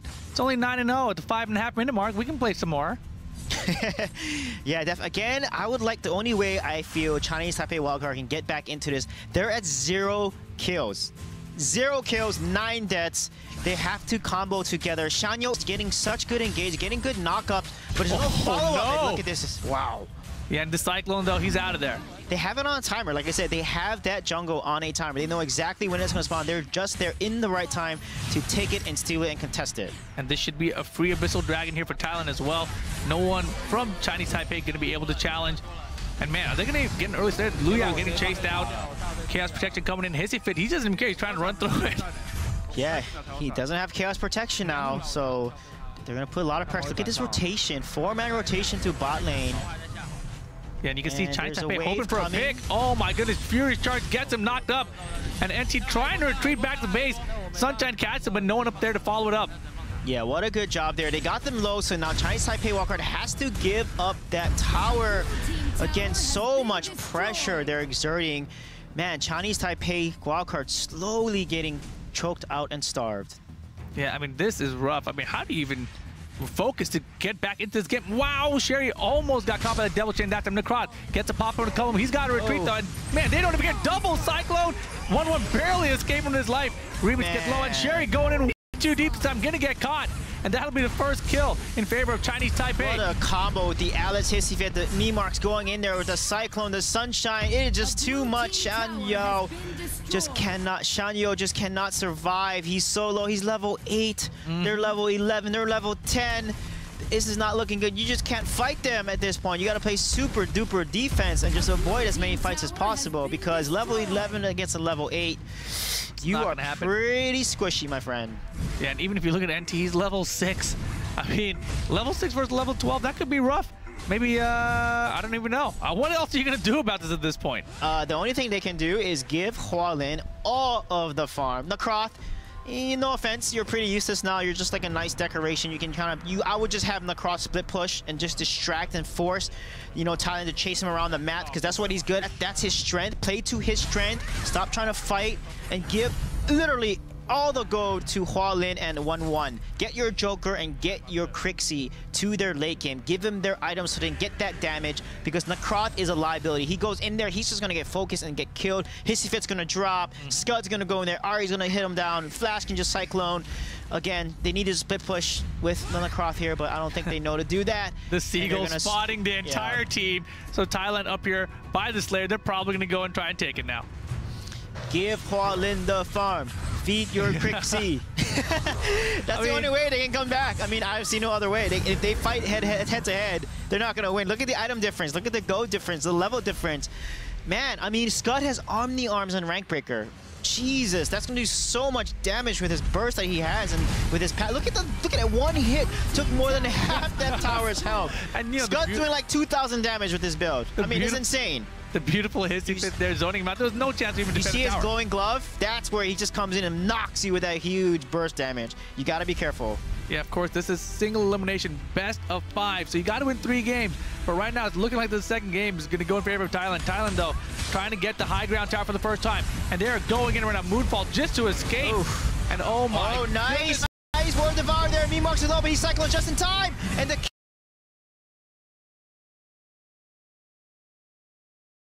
kill comes onto NT. They fall, and look at this fight from Thailand. Yeah, Lu Yao gonna be very low, but he's able to escape to the other high ground tower. Memarks running away with his life, but another kill there and a decent stop from Chinese Taipei, but they do lose the high ground tower. Yeah, they definitely lose. That's a really good push. 1 death for 1 high ground is not bad, and you get another kill. So look at Thailand. They're so aggressive. They're gonna wait. They have the Dark Slayer, so they gotta be careful. Chinese Taipei Walker's got to be careful because he had enough damage to take it. Oof, look at that. Yeah, Chognar, he's getting popped, and he's going to get out of there, though. Engage, yeah, he's going to get out of there, but she was able to do so much damage in 1 second. Those combo abilities, taking 1/4 of his health already. Yeah, I mean, he's tanky, he's got the Chaos Protection, able to get out of the CC. But, you know, they're not done yet. They're going to keep getting these Abyssal Dragons. They're going to make sure they never lose this lead. Joker just finished Omni Arms. That's really good. He has some amount of burst damage now. If you look at Scud, you look at Lindis. Oh, Lindis has Frostcape. She does have some armor, but Flash is very squishy. If they can get onto Flash and do a lot of that burst damage onto Flash, they can hopefully insta-kill Memarks, but he always cyclones at the right moment. And that's the only way they can win. They got to get a Grak pull, and look at Shanyo. Yeah, Sherry is getting so aggressive right now. He's feeling very confident. Furious Charge with that Power Glove, and you see Memarks. He's always got that super speed in. Mach punching the Golem on the way. I was like, yeah, I didn't get it on them. I'll just use it on the Golem. Yeah, they gotta just feed 11 and Hua Lin at this point. Shanyo is not gonna be able to do a lot in these team fights. They need to get a nice pull. Shanyo goes in there, knocks that person up, gets the focus of the damage for the on the Grok and on the Nakroth, and then let Joker and Crixie just clean house. That's the only way I can see them winning this fight, with them being so behind. 11,000 go behind and 10 kills. Yeah, they're doing a really good job of clearing out the minion waves, though, so not a lot of pressure coming through from Thailand. Remix trying to keep the pressure coming down the bot lane, as he usually does with this split push. And there is a nice Devil's Chain on Cherry. And the knock behind it as well. The Mischief coming out, and oh my goodness, though, Thailand don't even care. Remix coming out, though. Yeah, he comes back to life there, and the damage on the tower, 777 was just focusing, but look at the item lead. So many items over the enemy team. Crixie has not got her scale yet, her 3rd tier 3. She decided to build a Gilded Grease and play more of that anti-CC build, the more consistent damage instead of the burst boomstick build, and then China Kicks build. And look at that. Oof, not enough. 007 a little bit of trouble. 1-1, can you get her down? Lunar Champion's coming out. Stop, and it does. That was so close. You can see, like, if they focus down 007, they can kill him. But again, that Frost Cape is helping out, and the Gilded Grease giving some damage. But again, it's more the level advantage. Level 15 is definitely going to be able to outplay and outsurvive level 13s. Yeah, and Thailand just taking their time, tower at a time. And you see Lu Yao here, he's pushing out. He's trying to clear the wave outside while he can, and just missing the double chain that time. And Memark's gonna come and try to close out Lu Yao. Oh, wow. Xiaoyu gets pulled out. Man, Memark, such a monster on this Flash. He's just so aggressive, knows when to go in and poke the opponents down, and the timing of his Cyclones have just been perfect. He activates it when he's really low. Enemy team's diving on him, turns on the Cyclone, and literally turns that fight around. So really great mechanical play by Thailand. Yeah, Memarks and 007 have been doing so well this game. NT getting stunned by everything. Hissy Fit, Sunshine, whatever you want, it's all going to hit. And this could be the third high ground tower. They're going to chase, and oh my gosh, one hit, half life. That was a 2-hit combo. He goes in there with Furious Charge, Power Glove, Beast Wild Fury, 3 hits combo, boom, Crixie just disappears. Yeah, Thailand well played. Feeling fantastic after that game too. What an incredible start, coming out to a 9-0 kill lead at like the 4.5-minute mark. Yeah, it was insane. Like you said, they got an ace at 4:30. This is what it means. Thailand is just much better at team fighting. So I think what Chinese Taipei Wildcard needs to do is they need to trade and just stay even on gold and items so they have a chance in these team fights because they are better at these rotations. Chinese Taipei is getting that river control, but they got to convert that control into objectives, into some ganks. But Thailand has just sniffed out their plans and is anticipating almost everything against Chinese Taipei Wildcard. Yeah, that very first fight of the game when Thailand went up 4-0 really turned the tide of everything. You see the final score sheet up here. Thailand 20-3, and man, that Grak got beat up a little bit. Yeah, look at the stats here. MVP on 007. This is why he played at bootcamp. He was so dominant in jungle. Look at that, the stats on there, 17.9, amazing. And then Memarks again, this guy, the way he was using his ultimates at the right time, he's so fed as well. But look, wow, it's the first time Memarks has not had the most damage on his team, but instead it's going to be 007. Yeah, 007 with that Lindis, all those Lunar champions, always in the right position. He was playing fantastic. Hard to stop him. Yeah, this is going to be interesting. They're going to keep the same sides here. So again, the key is how they're going to be able to draft. But look at this engage. You know, Chinese Taipei Wildcard had a good engage, but couldn't follow up and secure the kill. But Thailand is just so much better at securing the kills. Juggling, look at a lot of these teams fights in the beginning, they're such low health and they're able to run away. Yeah, exactly. You mentioned that very well. The juggling the aggro. You know, you see them as they get low, they retreat to the back line. Skill shots aren't going to reach that far, right? Or the auto attacks, I should say. And here's another dive late in the game, and it doesn't even matter at this point, right? Like, Thailand was so confident, like, we can even give up a few kills. We don't really care that bad. Yeah, and Kroth didn't do much for the team. He just never farmed up, never ran around jungle. And look at that, the Lord Devourer too, NT just didn't have as big an impact on this Grak that we see a lot of other teams play, getting these clutch pulls. Didn't see a lot of that, just basically getting outplayed. And I feel like Chinese Taipei Wildcard, they gotta refocus. They gotta think about comboing. They have to secure kills. They have nice engages, but the follow-up is not good enough to secure the kill, and Thailand keeps running away with the sliver of health. Yeah, I feel like even when they do follow up, they don't have enough damage back because they're so far behind in the game already. So I think the early game is really where they got to step it up because that's really where Thailand is winning everything. Yeah, and like I said, they have to protect the Hualin. That was a late game carry. They needed to put a lot more items and damage onto Hualin so he can carry his Crixie, but the tough part was the team was just out damaged. Scud, we saw in the lake in that very last fight, he just got onto Crixie every time. Scud was literally laser focused on Crixie, landing 3 abilities, the Furious Charge, the Power Glove, and the Wild Beast Fury, and Crixie just melted. She literally just poof, disappeared. It was amazing, and that's why Scud is such a good pick. Thailand, it was the team that brought Scud into the meta in the bootcamp. They're like, oh my goodness, this side lane Scud is so crazy, and this is why Omni Arms, Rank Picker, this bursty build on Scud is ridiculous. The weakness of that though is that makes Scud really squishy. So if you can counter engage harder, then you can beat it. But Thailand, as you know, they're probably the best team at fighting. Yeah, and of course, you know, I mean, such a hard loss, but you know, it is best of 5 this time around. You got to win 3 in a row still if you want to survive here if you're Chinese Taipei wildcard. Yeah, emotions are running high. Look at him. He's touched his eyes a little bit there, looked a little sad. They gotta get their spirits back up. They gotta refocus. I mean, we heard them yesterday. They said that if they lose or something happens, mistakes happen, they joke with each other. And Chinese Taipei Wildcard is not doing that right now. So their motivation, their morale is pretty shot right now. You can see Thailand is having a joy, laughing. And right now they're talking, they're trying to figure things out. They definitely need to think about their mental fortitude because that's the key to winning. It's half the match is the mental fortitude. Yeah, without a doubt. When you're down 2-0 in a set in best of 5, you really have to recompose. You really have to find your will to play your game and not get distracted. And here we go. The first bans are starting to come out now. Chinese Taipei going to stay on this side. Thailand going to stay on the red side. Yeah, let's see if they're going to keep the same bans and take away that Zenio here or potentially change up their ban draft, take away the Scud. Let's see what Chinese Taipei wildcard is going to do. There we go. Zenio and Lindis being banned. Arum being taken off as well. From Lindis, the Thailand side. I like the Lindis ban. They're going to switch it up slightly here. Arum and Superman from the Thailand side. Thailand, you know, they're pretty content to ban that Superman always. Oh, you have to. You're blue side, you're red side. You better ban Superman because that's a first pick. We're the strongest hero in the game, hands down. So let's see, Omen will be taken off here, or are they gonna first pick Omen? But Omen has been banned pretty consistently with both these teams here. Yeah, also interesting. Timmy. Chinese Taipei. Wait, why ban Teamy, man? Like, Arm banned, just make them ban Teamy. So you can first pick the Teamy. Wait, well, okay, what's the last ban from Thailand here? Omen, yeah. Oh, unfortunately, Omen will be taken off. Malik, good first pick. I like the Malik first pick. Don't pick Malik. You were so happy for a second. Take the Malik. Broke your heart. Take the Malik. What about Batman, though? He's Batman. Batman is actually really strong early game, but he's just too heavy execution. If you mess up, you win early game and you make one mistake, then Batman's useless. So that's why he's just too risky.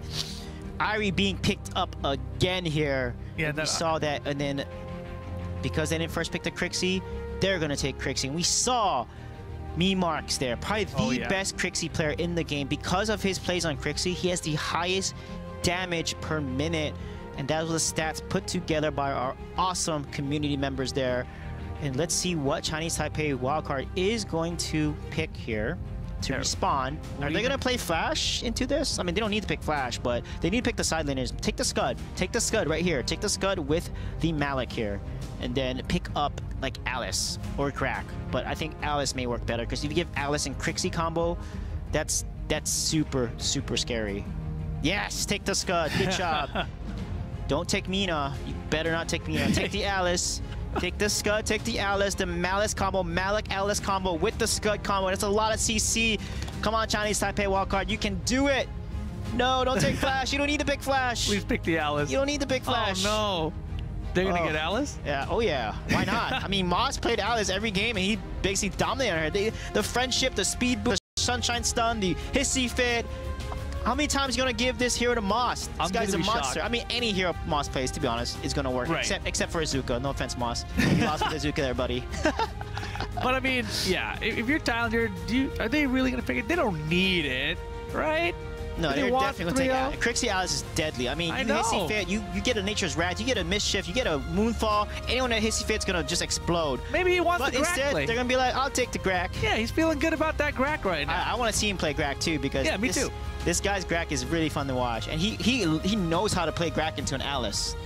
So, wow, yeah. Look, they have combos. They have 4 heroes already that can CC. Did you see that fist bump there a second ago between town? They're having a good time out there. They're like, yeah, we're gonna do it. We're gonna lock in this Grack. You ready? 4-man combo. We're gonna combo together as a team here. But Chinese Taipei wildcard also has some good combos. They just need to execute their combos. They need to secure kills with their team fight engages. I mean, constantly they're letting Thailand just run away with a sliver of health. So I feel like they need to make sure they focus the same hero. Like Shanyo as Necroth last game, he didn't focus the same hero that was getting CC. Like, they need to just focus this exact one team, do one thing. That's all they need to chant to each other. One team, do one thing. And just say that constantly. Is that your chant with your teams? Yeah, potentially. So let's see here what they're gonna pick. Don't pick Chog.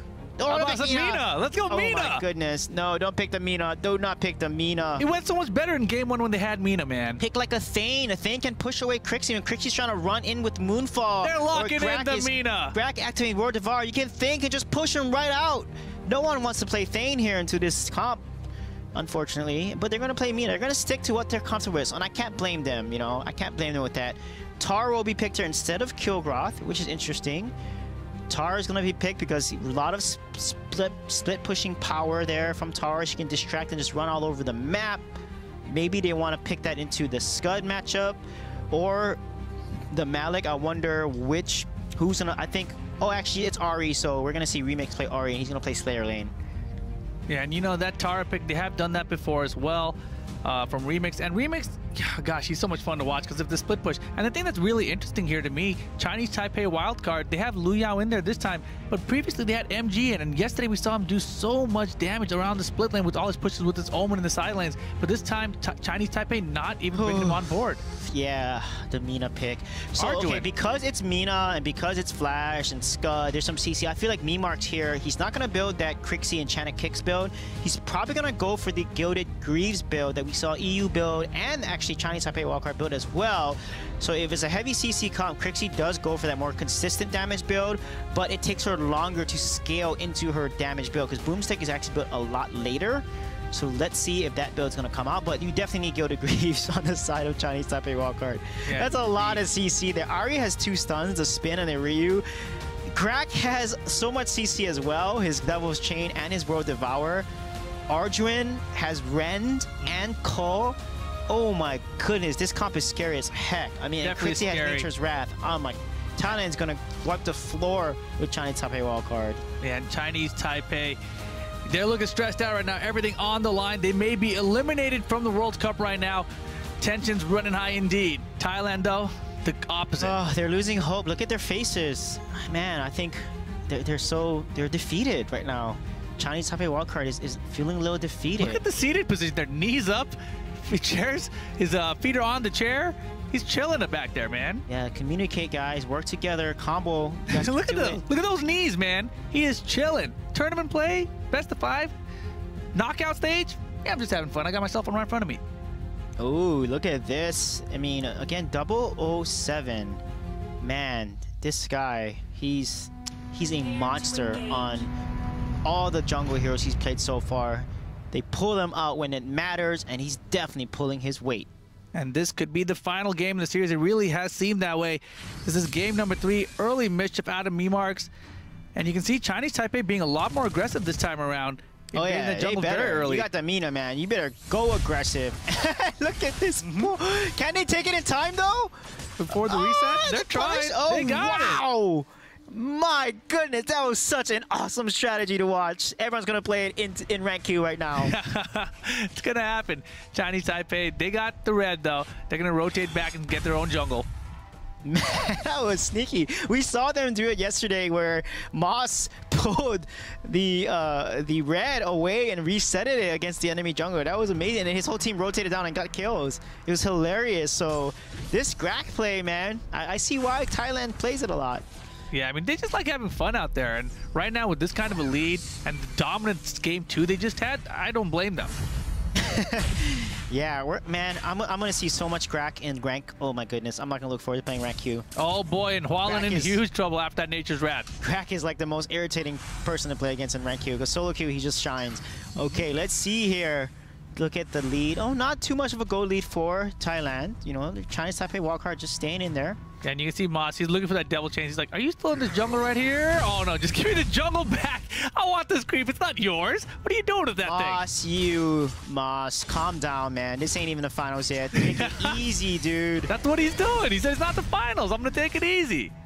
Again, Moss was so impressive. If you look at the games at boot camp, I analyzed the team and watched all of their matches. He literally is the MVP late game. I mean, on his teaming, on his crack, whatever. This guy's wow. Oh, come over here, NT. You wanted Memark, or you wanted the flash, but he didn't get it. Oh, NT's got to be careful here. They're not in the right position. Chinese Taipei wildcards go watch their position. They have the advantage here, though. Big advantage. Taipei now going in on Thailand. Moss has to escape. Oof. And huge knock of Nature's Wrath. And get over your double chain. And that was going to be first blood to 007X. Speaking of plays, Moss gets caught out. He distracts him. They put all of their abilities on him. He flickers out, gets a pull, gets an earthquake, and then turns that into 2 kills. Moss, you are such a baiter, my friend, but well played. Yeah, Moss, the boss. Look at this. Yeah, Moss got caught out. Look at him trying to get out of there. And the Rend, man, Sherry landing that huge Rend. That was massive. That combo, again, they're so good at team fighting. Uh-huh. Very nice. Sherry chunking away at Lu Yao. Lu Yao having to retreat. And you can see all Thailand here working on this Abyssal Dragon now. NT in position. The Moonfall going to come out to try to secure it faster. And there you have it. First Abyssal Dragon to Thailand. Yeah. Abyssal Dragon goes to Thailand indeed. And Chinese Taipei again. It all comes down to these skirmishes, especially early and mid game. They just, like, they have good engages, but they don't know when to juggle and back off. And every time they're just fully committing. And because they're fully committing, it makes you overextend, then you die. You notice how Thailand fights. You know, they go in there, use their abilities, then they flip, then their abilities come back up, and they go right back into the fight to counter-engage. And that's what Chinese Taipei has to do. I feel like they're just being outplayed because they're not thinking on how to engage in these fights. Yeah, right now, though, the goal lead 1,000 in favor of Thailand already. We're only 3.5 minutes in, but here we go. Chinese Taipei rotating back to the middle now. 4-man rotation here. Oh my god, barely juking Moss in his double chains. And Sherry coming in, he's like, I don't care if there's 3 of you here. Yeah, he uses the code to get out, but that's okay. Our Arjuan's ultimate is on a pretty low cooldown. It's going to come right back up in a few seconds. Yeah, I like the poke there from Hualin with Flash this time. And you can see Chinese Taipei still looking to find a pick in the jungle. And here comes the Moonfall on him, and the shot way off course. He had to cancel his Roar Devour there and get himself out of that. He did land it onto NT, but look at NT getting low here. Nice ran by Sherry. Yeah, Sherry trying to close at NT, but the heal keeps him alive. And NT gonna get out of there without dying, basically. And Shan Yo now, barely low. Cherry, man, everyone is so low. Yeah, that was a good disengage by Chinese Taipei wildcard. And also Thailand as well. You saw how Sherry goes in there really aggressive, and he backs off immediately, and Lu Yao with that juke. But this is exactly how Chinese Taipei needs to fight. The fact that they didn't lose one person is Nature's good. Wrath into the mischief. Big chunk of damage here. Here comes 777 trying to get the Flying Spear, gets the stun to the follow-up. But Moss getting pushed out there by Hualin. And Lu Yao gonna fall to the Moonfall. Make it 2 kills. Why not? That is Crixie's power. That Moonfall comes out, gets both Lu Yao and then Hualin. This is why Flash isn't good, because he doesn't have that super speed to run away. He's just going to constantly get hit by Crixie, and you can see why Crixie is such a top-tier mage right now. And that'll be the first tower in favor of Thailand. Yeah, I think also that skin I think helps him out too a little bit.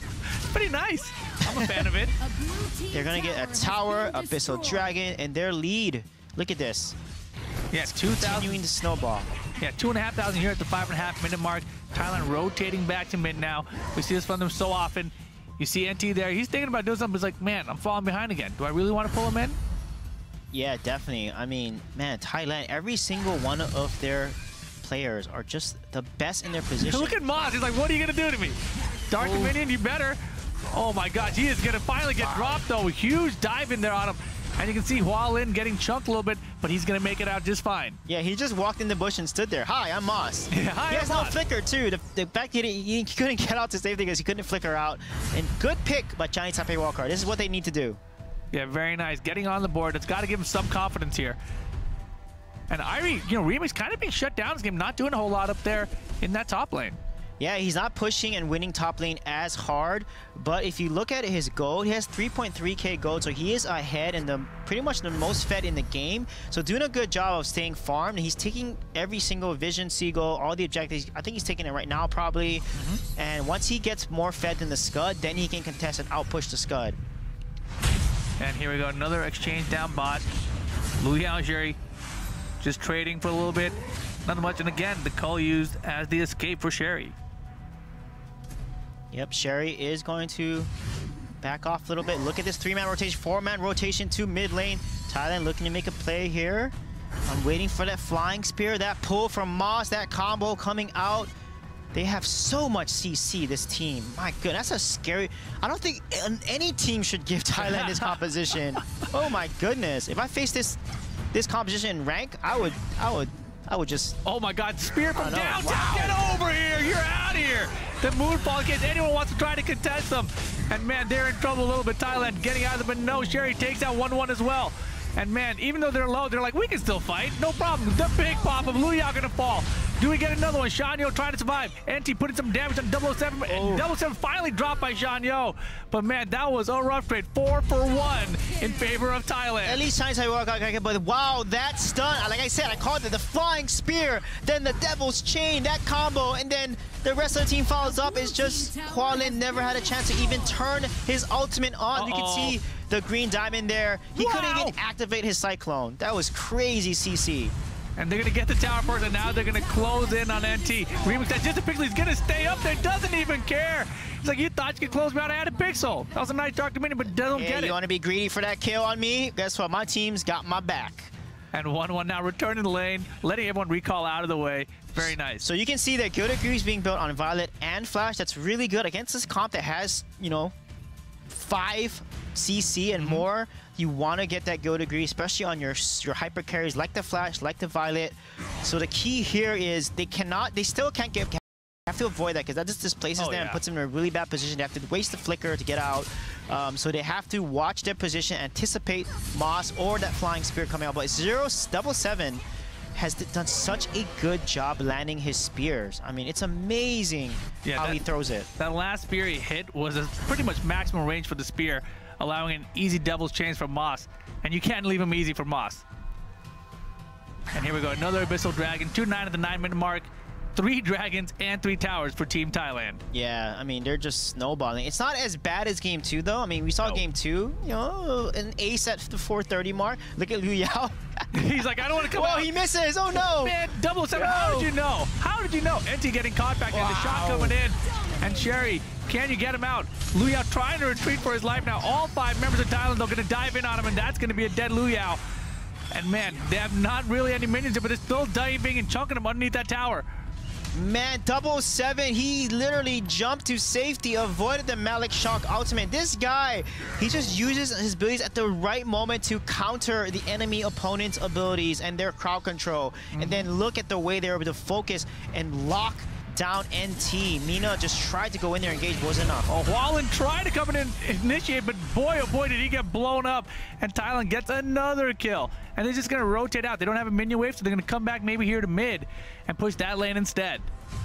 Yeah, they got to watch. I don't know how they're going to win this fight. They need to get onto the Slims, but they're pretty behind in gold. Again, level is not too bad as the last game. Violet just got her rank breaker, so they got some more burst damage, some more damage that they can. Slims has literally no defense, so the only way they can win, they gotta kill 007. But the way that he's been saving his leap of vitality to jump and dodge, the crowd control and the engages onto him, along with his team protecting him with Arjun. There's so much protection. Right. I don't know. Oh, the hook from downtown and the moonfall to close out Liu Yao. Like I said, that combo, I called it. That combo, my goodness. One pull, and it's a pull of death. Oh, another one! Hey, you didn't learn it first time. Here's another one. You're lucky I don't have my moonfall, though. And 007 gets caught out, and there they finally get him out first. NT gonna survive. Moss gonna fall as well. And Memark's forced to retreat out of there. That was huge there. The reason why they wanted to fight, because 007 missed his flying spear combo, and then NT makes such a great decision, flickers back in, gets the Dark Dominion off, locks down 007, then his whole team follows up, and you saw how squishy he was. They insta-killed him. Oh, that is the only way for him to get back in. Yeah, that was very nice. Sherry landed the red. Memark's coming in with the flicker into the moonfall to get another kill on the board. And you can see, even when Thailand loses the team fight, you got Remix in the bot lane, split pushing again, so they're getting a tower. Yeah, again, they gotta respond to Remix here. He's just getting ahead, but that was a good engage. That was the signs of life from Chinese Taipei Wildcard. I'm liking that counter engage. That's going to give them some spirit, some motivation here. They just killed 007, but look at this combo. NT, the flying spear misses. That's the key there. That's how they lost. And look at the re-engage. So smart from NT. Beautiful. And boom. Look how fast they're killed Slims. He has no defense. If they can do that every time, they can turn this game around and win it. Yeah, he literally got deleted off the map that time.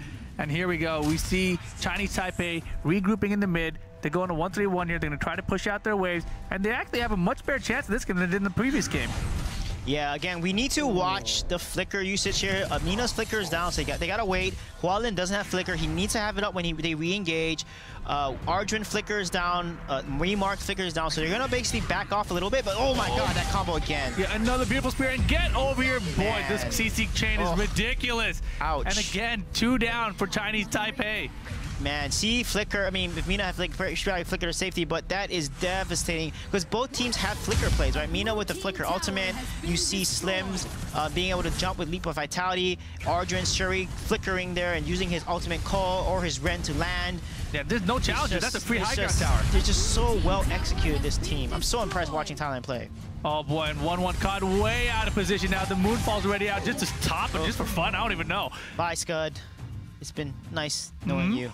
Yeah, that was rough. And now the score 4-17 in favor of Thailand. Oh, he missed the spear. How did he miss the Dark Slayer? 007, man. He's drunk. That's the only explanation.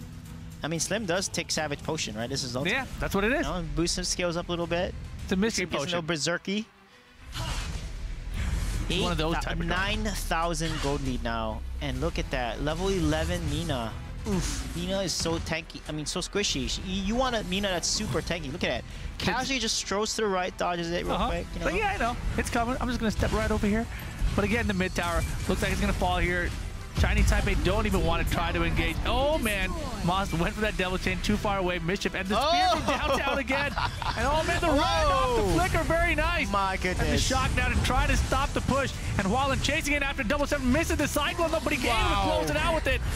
And boy, oh boy, it was looking good for a second. But Thailand turning things around. Lu Yao, the last man remaining. Can he get back? All right, here we go. NT, Shanya up. Yeah, that was such a great play by Hualin there. That Flicker Cyclone getting the kill on 007. This is exactly how Flash should play, but they got to protect their core here because look at the pressure from all sides. Yeah, Thailand, they are chilling. Remix gets caught a little bit too far, gets caught with the cleave there. There's his real ultimate. He's going to back out. Yeah, Violet's getting online now. She's getting more items, getting to level 15 almost. Chinese Taipei Wildcard has a chance to get back in. I mean, they had Darkslayer. Thailand had Darkslayer, but the fact that Hualin came from behind literally saved the team. Because if 007 did not die, they probably would have ended the game. He went from behind, super speed there, Mach Punch, got Slim solo. Slim jumped, Leap of Vitality away. He Cycloned, and then Flicker Cyclone on top of the Slims, got the kill, and that saved Chinese Taipei Wildcard. I mean, Hualin, again, I talked about it. It is between Memarks and Hualin. They both are carrying their team so well. But Thailand, 007 and Moss also are playmakers and helping their team win as well. Exactly, and now you see Thailand doing what Thailand does. After they get this huge lead, they get the high ground towers down, they just clean out your jungle, push all the waves, and now they're setting up for their final push to end the series. Chinese Taipei, this is your last chance. It is. Oh my God, just missed after that flying spear. He was so lucky. You can see how long that stun is. I mean, max range flying spear is like a death. Whoa! It's so scary watching that spear or that hook fly by every single time. And here we go. This is going to be their last stand. Can Chinese Taipei make a miracle happen? Look at these. Look how Thailand playing. They're waiting for the right pick, and once they get it, boom, they go all in. Yeah, remix though. Oh, look at that stun from Ari. Oh, wow, look at that pull. Get over here, Lu Yao. You're down. Moonfall, they're going to try to dive in now. Man. And another one goes down. NT, can he survive? I don't think so. And this looks like it's going to be the core. Thailand gets it 3-0 over Chinese Taipei Wildcard. Congratulations, Team Thailand. That wombo combo, that synergy, that team fight aggressiveness paid off, and Thailand will be the first team that makes it and qualifies into the semifinals. Congratulations, Team Thailand. Such fantastic play, such great early game dominance out of Thailand as well. Rotating around, getting the kills, getting early kill leads, securing all the early dragons. Chinese Taipei just couldn't get anything started. Yeah, and you saw the combo of Ari lands her spin stun, then they follow with a pull, and then whoever gets pulled gets Nature's Wrath, and they gets the Ren, the Arjun. Oh my God, this composition. Spear. I mean, I don't know why they showed it off. I would have kept this a secret because now all the other teams are going to be like, hey man, we got to draft this cop. Hint, hint, NA versus Korea. Hint, hint, you say? I mean, that game is coming up later today, but Thailand right now sealing the deal and advancing past the knockout But like stage. I said, Memarks has the highest damage dealt per minute. You know, thanks to the Reddit mods for getting these stats to us. He has almost 7,000 damage dealt per minute, and look at that, 9, 0, and 12. So fed, and he built the super bursty build that Crixie is known for. 38% of the damage, 103,000 damage to heroes. 103,000 damage. He blew everyone out of the water. That's insane. To heroes. Totally insane. But look at these fights here. Nice range. Sherry also was making plays. If you notice, I didn't have time to talk about it, but he flickered a lot. He flicker ulted using Cole. He also used Cole to disengage too. I mean, he played this Arjun so well too. I mean, just the combos that they were doing, the Nature's Wrath, and then when people get pulled in, they turn up the Moonfall, doing so much damage. Liu Yao getting killed on Malik. I mean, it was just such good engages. Look at that. Yeah, and look at this My grab goodness, from Moss back down Shanyo. Just ridiculous. Mods on Grat is just cheating. Yeah, it was just insane how well they played. But honestly, Hua Lin really shined as well. Even though they're behind, he made some plays on that flash. Unfortunately, though, Chinese Taipei wildcard will have to go home after this match. A decisive 3-0 from Thailand. Yeah, this is why they were the #1 seed coming out of the boot camp, and they're still showing it off here. Have not lost a best of 3 to anyone, and now have not lost the best of 5 to anyone. Yeah, look at that, 9 towers, 4 giant, 1 dark. Look at the gold and the KDA. Wow. Ridiculous. 21 kills to 5. That just shows you they love to team fight. Like I said, I called it. Chinese Taipei need to out-rotate them or counter-rotate their aggression and not try to fight them, because Thailand, if you have a team that's better at team fighting than you do not team fight them early or mid. You don't give them any deaths. You rotate, take objectives. Then when you get ahead in a late game, then you fight them because you have the advantage. And of course, you know, it's all good to say all that, but it's so much harder to put it into motion. Let's go ahead. I think we have Matt sitting by with the winners for an interview. Thank you very much, Rup and Sujay. Yeah, I've got 007X here from the victorious Thailand, who are in a hurry to get that done. 2 games of that went completely just whitewashed Chinese Taipei wildcard. Nothing on the board for them.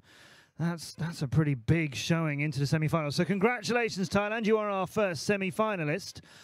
You made that game look very easy against Chinese Taipei wildcard, but when the draw happened last night, Sherry was on this stage and he did not want Chinese Taipei wildcard. He was like, oh no, when you got it. So firstly, why were they worried about facing Chinese Taipei wildcard? เขาถามว่าทำไมเมื่อคืนถึงกลัว Chinese Taipei ก็จังเกิลกับเลนกลางเขาเล่นดีครับผมแล้วก็สามารถแบกทีมได้ครับแล้วก็มีสกิลเพลย์ที่สูงสามารถพลิกเกมอะไรเงี้ยแล้วก็ฆ่าเราได้หมดเลยครับ So he said that he feared about the middle lane player and the jungle player because those two are very high skill players, and every single one of them is highly individual good players as well. So that's what worried them the most. Okay, so expecting really strong individual performances from them. They are, of course, this fan-made team and had a really good showing through the groups, but are now out of this. So was that game easier than they expected, or was it something maybe in the draft that went their way? คิดว่าที่เจอเมื่อกี้ครับง่ายกว่าที่คิดไว้ไหมหรือว่าเป็นเพราะแบบเหมือนการพลิกแบนของฝั่งตรงข้ามด้วยอะไรอย่างงี้ก็ตรงตามแผนที่โค้ชวางไว้หมดครับแล้วก็เราก็เล่นออกมาได้ดีด้วยทุกคนเล่นเต็มฟอร์มครับผม I think it's because they played according to their game plan and everybody executed very good, so that's result in the winning. Yeah. I can see that Thailand are prepared. You topped the boot camp as well, of course. They came here arguably as the favourites of this whole thing. There was a lot of fun on your side of the stage. There were good fist bumps and high fives and happy players. Are they confident that they can go all the way in this thing? คิดว่าจะได้ที่1ไหมคิดว่าจะได้ที่1ครับผมก็จะทำให้เต็มที่ครับถึงจะไม่ได้ก็จะเอาที่ดีที่สุดมาครับ So they are quite confident that they're gonna take the first place for this tournament. Even though if they cannot, they'll take the highest possible ranking. Yeah. Okay. Well, it's a good showing from Thailand, and they are our first confirmed semi-finalists. Congratulations, 007X. So yeah, Thailand into the semi-finals. This quarter-final stage, it's the only single elimination part of the whole of the Arena of Valor World Cup. The group stages, you know, you had 3 games. You basically had to win 2 of them. You could get over a loss. The semis and finals, that's all double elimination. But today and tomorrow, these quarters, it's going to be tough. Chinese Taipei wildcard, they are now done. We have Thailand through. We'll find out who they're going to face in the semi-finals tomorrow when we complete their side of the bracket. But don't go anywhere, because next we have the champions of Group D, China, and their match against Vietnam. A revenge match, a grudge match. Don't go anywhere.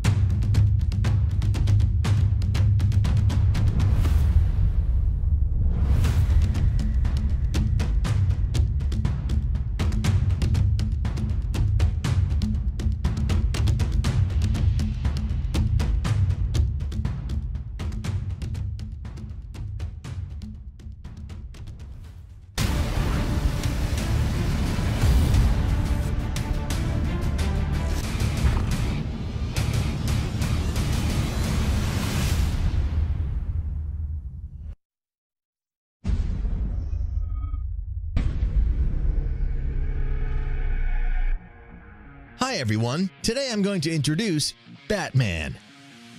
Batman is an assassin superhero who depends upon his ability to deal explosive levels of damage. Batman is able to weave in and out of battle by himself and break down enemy ranks.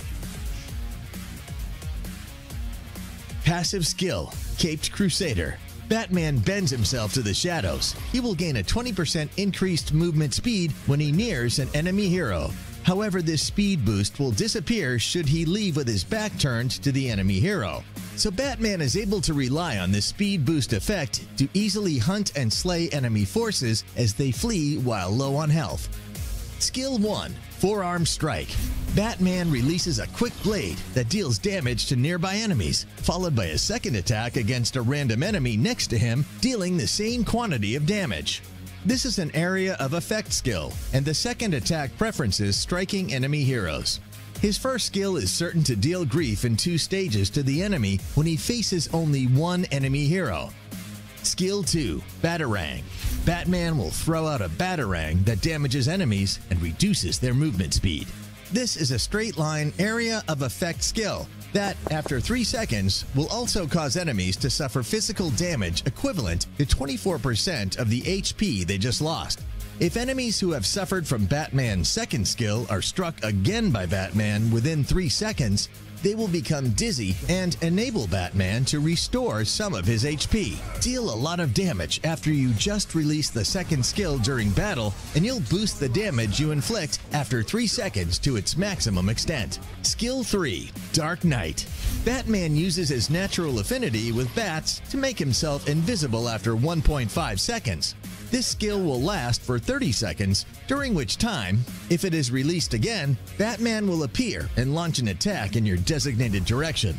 This skill has a line-based area of effect. If you are invisible and wait next to the enemy for more than 3 seconds, this will dispel the invisibility at a slightly greater range than for the skill. Of course, Batman will also dispel his invisibility if he inflicts damage on enemies. In any case, enemies further away from Batman will start to notice something is amiss when he is invisible, and an alert will appear over their heads.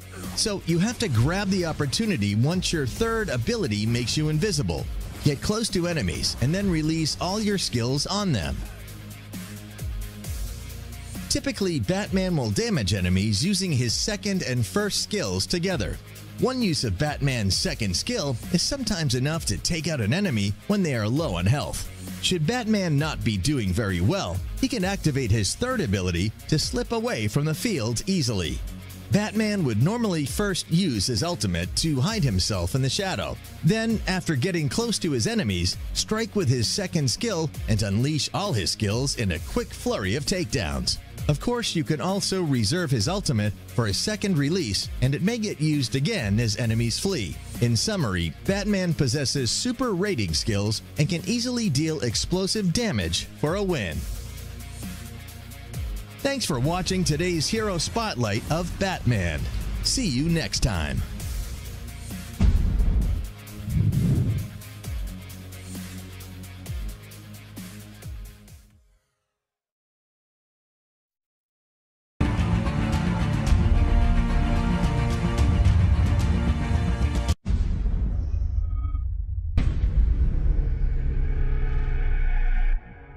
Hi everyone! The hero we are introducing today is Superman.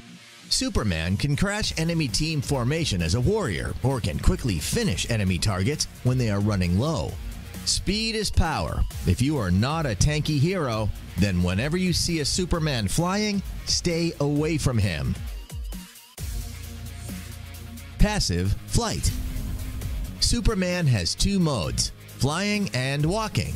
He gains 2% movement speed and charges energy for every 100 units he walks, and takes flight once energy is fully charged.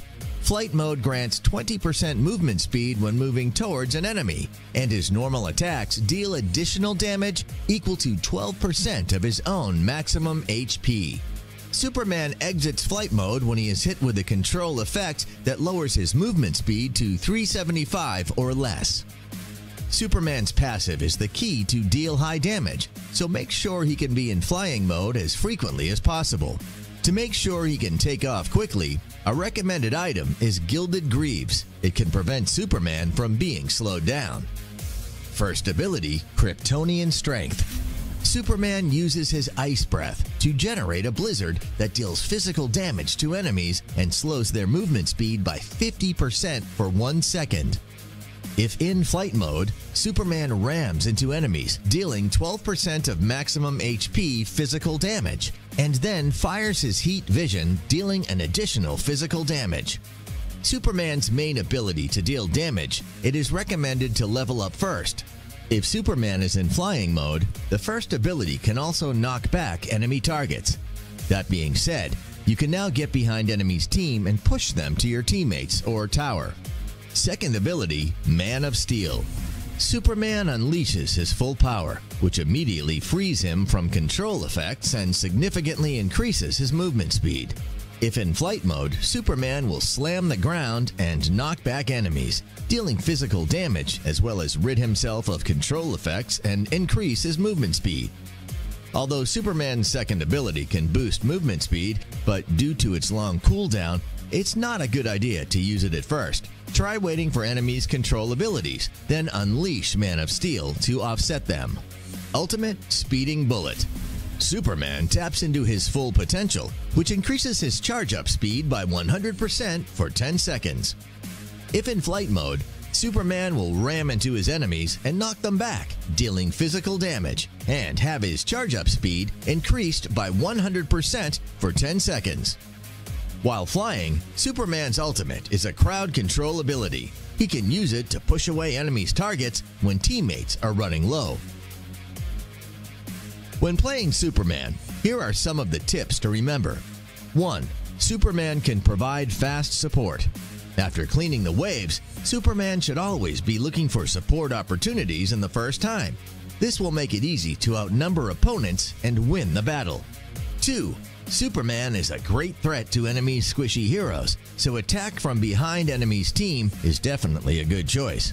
If successful, this can nuke down enemies' carry in seconds. 3. Purify and Execute is recommended for Summoner's skill. Purify can prevent Superman from being slowed down to make sure he can fly, while Execute can boost Superman's damage to nuke down enemy. Thanks for watching today's episode. See you again next time.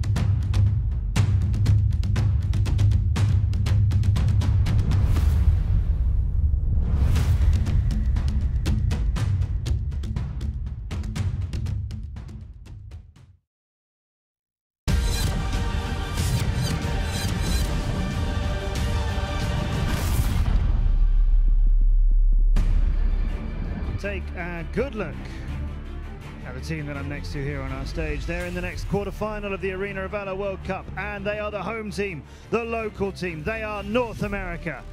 And is this going to be the last time we see them in this World Cup? We hope not. We want to take them with us to the TCL Chinese Theater, but their opposition are Korea in this best-of-5 single elimination quarter-final. This is a big match. The Korean team confidently winning their group, have no fear about who they are facing, and it is North America who have got a challenge ahead of them. I know I may have said it was two other teams that were coming up. No, we're going to do them tomorrow. That's my bad. This is going to be North America and Korea. This is another big quarterfinal. They all are, of course. Which team do you think is going to win this? Let us know at Arena of Valor online. Get your tweets to us at Arena of Valor. and then come and see us in person. We would love to see you at the TCL Chinese Theater. We would love to bring the North American team out onto that stage. You could be cheering them there.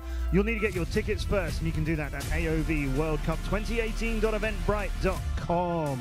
That's AOVWorldCup2018.eventbrite.com. A few tickets available. They are well worth buying. We have got so many games planned for next Friday and Saturday in Hollywood. It's a double elimination tournament at that stage, so loads of Arena of Valor, best of 5s and a best of 7 grand final. That's where we're going to crown the first ever world champion of this game. So come and join us there. And when that is done, get your hands on a free hero in-game. You've seen a lot of bans of Superman. You know how tanky he is. If you'd like to see some play with Superman, then why not grab him yourself and use him, or any of the other DC superheroes and that villain, the Joker. You can get one of those for free in-game on Swag Sunday, which is the 29th of July. We will now go to TJ and Opal. We will now go and see if North America can keep the American dream alive and stay in the Arena of Valor World Cup. It is Korea they're going to have to get past right now on quarterfinals day. Thank you, Matt, and welcome, ladies and gentlemen, to our second quarterfinal of day 1 of the knockout stage here at the Arena of Valor World Cup. I'm Opal, joined by TJ. TJ, you're wearing black today. Are you going to a funeral? Only the funeral of Korean esports. North America is... I've spilled my note. North America is coming out on top. I'm predicting it now. Oh my goodness, the man has gone crazy. Well, you heard it here first. It's going to be TJ back in North America, but they have to go against Korea. And they were dominating in Group C, TJ. Honestly, I have to favor Korea a little bit. I want to say North America, as does, I think, most people watching this stream. They're an easy underdog to root for, but they are that underdog. And for Korea, it's going to be Chaser, Rush, Hawk, Sun, and J-Jack. Korea just looking so intimidating coming into this match. Sun's Tara playstyle absolutely defines this team. He's so aggressive, as Chaser is in that top lane. And then across the stage, of course, it is going to be North America. And starting for them this time around, it is going to be MTS, Pew, Sleepy, KO, and Rest. Of course, what can we talk about other than Sleepy? I have to push Sleepy because he's averaging about 6,000 damage a game? 6,000 damage per minute a game, sorry. Yesterday on Crixie... You can't say this. You can't say this on Twitch. Crixie, Sleepy averaged 9,000 plus damage per minute. That's disgusting, TJ. I don't think the audience was ready for that. 9,000 plus damage per minute. Literally over 9,000 damage per minute. The first showing on the hero. And you got to wonder, you know, is that something they're going to be looking to pick up during that draft? I should hope so. Sleepy is intimidating. Yeah, you can see that 33 damage on average and a pretty solid kill participation across the board, sitting at 68%. But TJ, we were able to talk to North America beforehand last night. I want to know what their feelings are going into this matchup against Korea.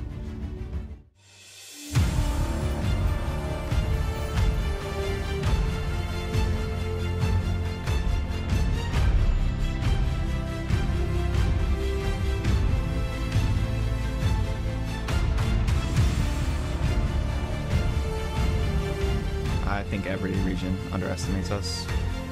저번에는 많은 모습을 보여주지 못했는데 이번에는 정말 많은 모습을 보여주도록 노력을 할 것입니다. The Korean region is the strongest region right now. I don't think we're shying away from the challenge at all.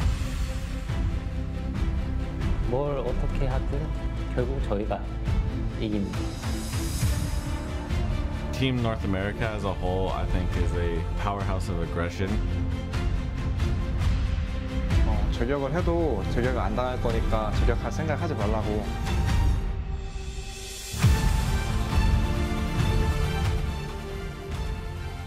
And the North American roster is looking to represent their region on home soil next weekend at the TCL Theater. But they face Korea, the dominating tacticians of Group C. Korea came in third in the boot camp, second in the boot camp group stage. You have to wonder if maybe there were a bit of nerves that applied to them the second they got out into the playoff games there in Thailand.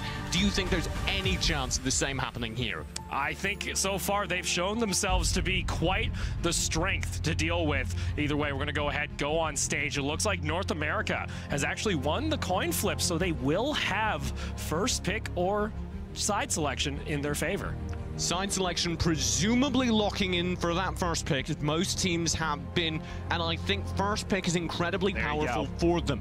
North America has a lot of work to do in this draft. Yeah, and for me, TJ, if we start looking towards this matchup, what does North America have to do to take the victory? I look a lot towards Alice getting locked in for rest. He's a very, very, very good Alice player, but he didn't really show up day one.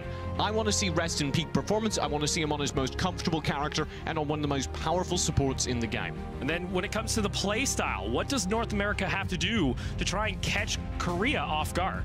I think it's very important that North America managed to get into the back lines, actually shut down the split lanes repeatedly whilst they push forward. And then you got to think about that play style. Then if you look across the stage towards Korea, what are some of their strengths? What do they do when it comes to these games? Because they only dropped one game during the group stage, and that was when we looked at them and they weren't respecting their opponents. They got caught off guard. Yeah, for the most part, Korea seemed to just exclusively focus on gaining tower and map control. They like to farm up, wait till the late game, and then take fights. Open up the map, control the objectives afterwards, oftentimes actually letting the first dragon go in favor of their opponents. And if you told me that stat, like in regional play, when it came to the Valor series, North America, they're going to be opting to try and secure that early Abyssal Dragon, because most of the time when they were playing, 80%, you got the first Abyssal Dragon, you were able to secure victory. Speaking of percentages, that's a loose segue. I'd like to talk about Korea, because going into this draft, there are a few characters I'd like them to lock in. Number one amongst them is Omen. Chaser and Sun on Omen. There is a 76.5% win rate for the character Omen at the AWC going into today. Chaser and Sun both play him extraordinarily well, and it's perfectly poised to do what Korea needs to do, which is penetrate into the backlines and shut down the North American damage dealers who are hiding there. Well, let's see. North America going to start off the bans here with the Zenial. Korea going to be answering, of course, with the Superman on the red side. Getting the Superman out of the way is good. I almost put Zenial in exactly the same category as Superman these days. A must ban for any fair matchup. Well, for America, it's going to be Aram, our second ban coming out. The Bald Eagle doesn't like people who have the ability to put it in a cage. Literally also tigers and lions and beasts. You don't want. I don't think the eagle wants to mess with a kitty cat. The analogy extends. Aram is very, very powerful, once again, particularly at shutting down individuals who want to be high mobility, want to be staying loose and fast. I'm liking this from Korea because they've done their research. Pew loves to play the Lindis, and they're going to actually take it away from him. That was one of the key picks I wanted to look at for North America if they were able to secure the first pick. Pew's Lindis play is absolutely spectacular, and it's not really played by the opposing marksman jungle player. Rush really favors Violet. Violet or Fennec are the two you're most likely to see. If North America wants to win, maybe you get that Violet over onto the NA side. Wow, okay. North America, they got rid of Teamy, but I want to take a quick look at Korea, because they were the ones to actually ban away the Omen. We were talking up the Omen so much, they were actually terrified North America would pick it up as a first draft. All right, now for North America. What do they want to go ahead and secure early? Crixie? You think that, or the Alice? Crixie. Crixie? You want to see Sleepy on the Crixie again? I want to see 9,000 damage a minute again. That was a little bit ridiculous. Had a great first showing on the hero. For North America, it could be a nice pickup, a nice power pick so far in the World Cup. They're going to go ahead and lock it in. Crixie has an absurdly high win rate this World Cup. It's just skyrocketed, of course, with the last series, but here's that Violet we were talking up. Yeah, Korea have been loving the Violet. Usually, for Rush in the jungle, he either likes to play the Slims or the Violet, and that actually dictates what support roamer is being run down on the bottom half of the map. This would be a little bit of a change-up, actually, because the Violet is often paired up with the Chugnar. Now, this time around, the Grok getting locked in. Okay, North America have a choice to make. If you pick Alice, if you lock this in, I agree.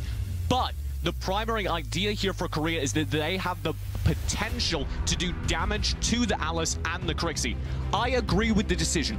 I agree with locking it in, even despite the risks. NA just have to play their own game and count that they can do it better. Well, we saw Rest in his second match of the group stage, played amazing on the Alice, bumped up his kill participation a little bit closer to what we saw in the Valor series, around that 80% mark. Absolutely. Earlier on, he was around 44, and the team just wasn't finding success. Also on top of that, locking the Moloch, so they have that AoE ultimate to try and zone out the fights during the jungle fights. And Malik has been so popular. I think he actually has a 100% pick ban rate still in the AWC, which means every single game he has been either picked or banned, he is that good. Now, TJ, this one's a bit of a toss here because I was not expecting Korea to go for the Scud. No, but it is an Asian region pick. The Scud is certainly a very powerful character, particularly in the split lane, which is where Korea is looking to excel. Now for North America, how do they respond? You got to get a jungle. If this Natalia comes through, these are some hidden strats. Yeah, this would be something else from North America. We got to talk to them briefly after the draw, and they were feeling a little bit uncomfortable. You're going against Korea. They would have loved to go against China. That's the team they found success over during the boot camp, during scrims. But now you go against Korea, where Pew has actually come along to the team and brought a little bit more of that Korean play style over to North America. For those who don't know, Pew first met members of the North American team when they were playing as Team Liquid at the Asia International Championship last year.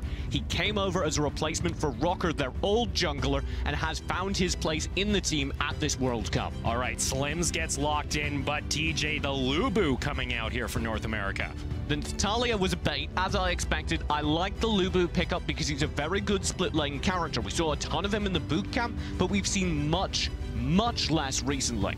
Now for Korea, final pick coming up shortly. Need to show their mage. We've been kind of waiting on this here. From Hawk, has been playing great on the Liliana. Really, what do you want to try and take up into this matchup, TJ?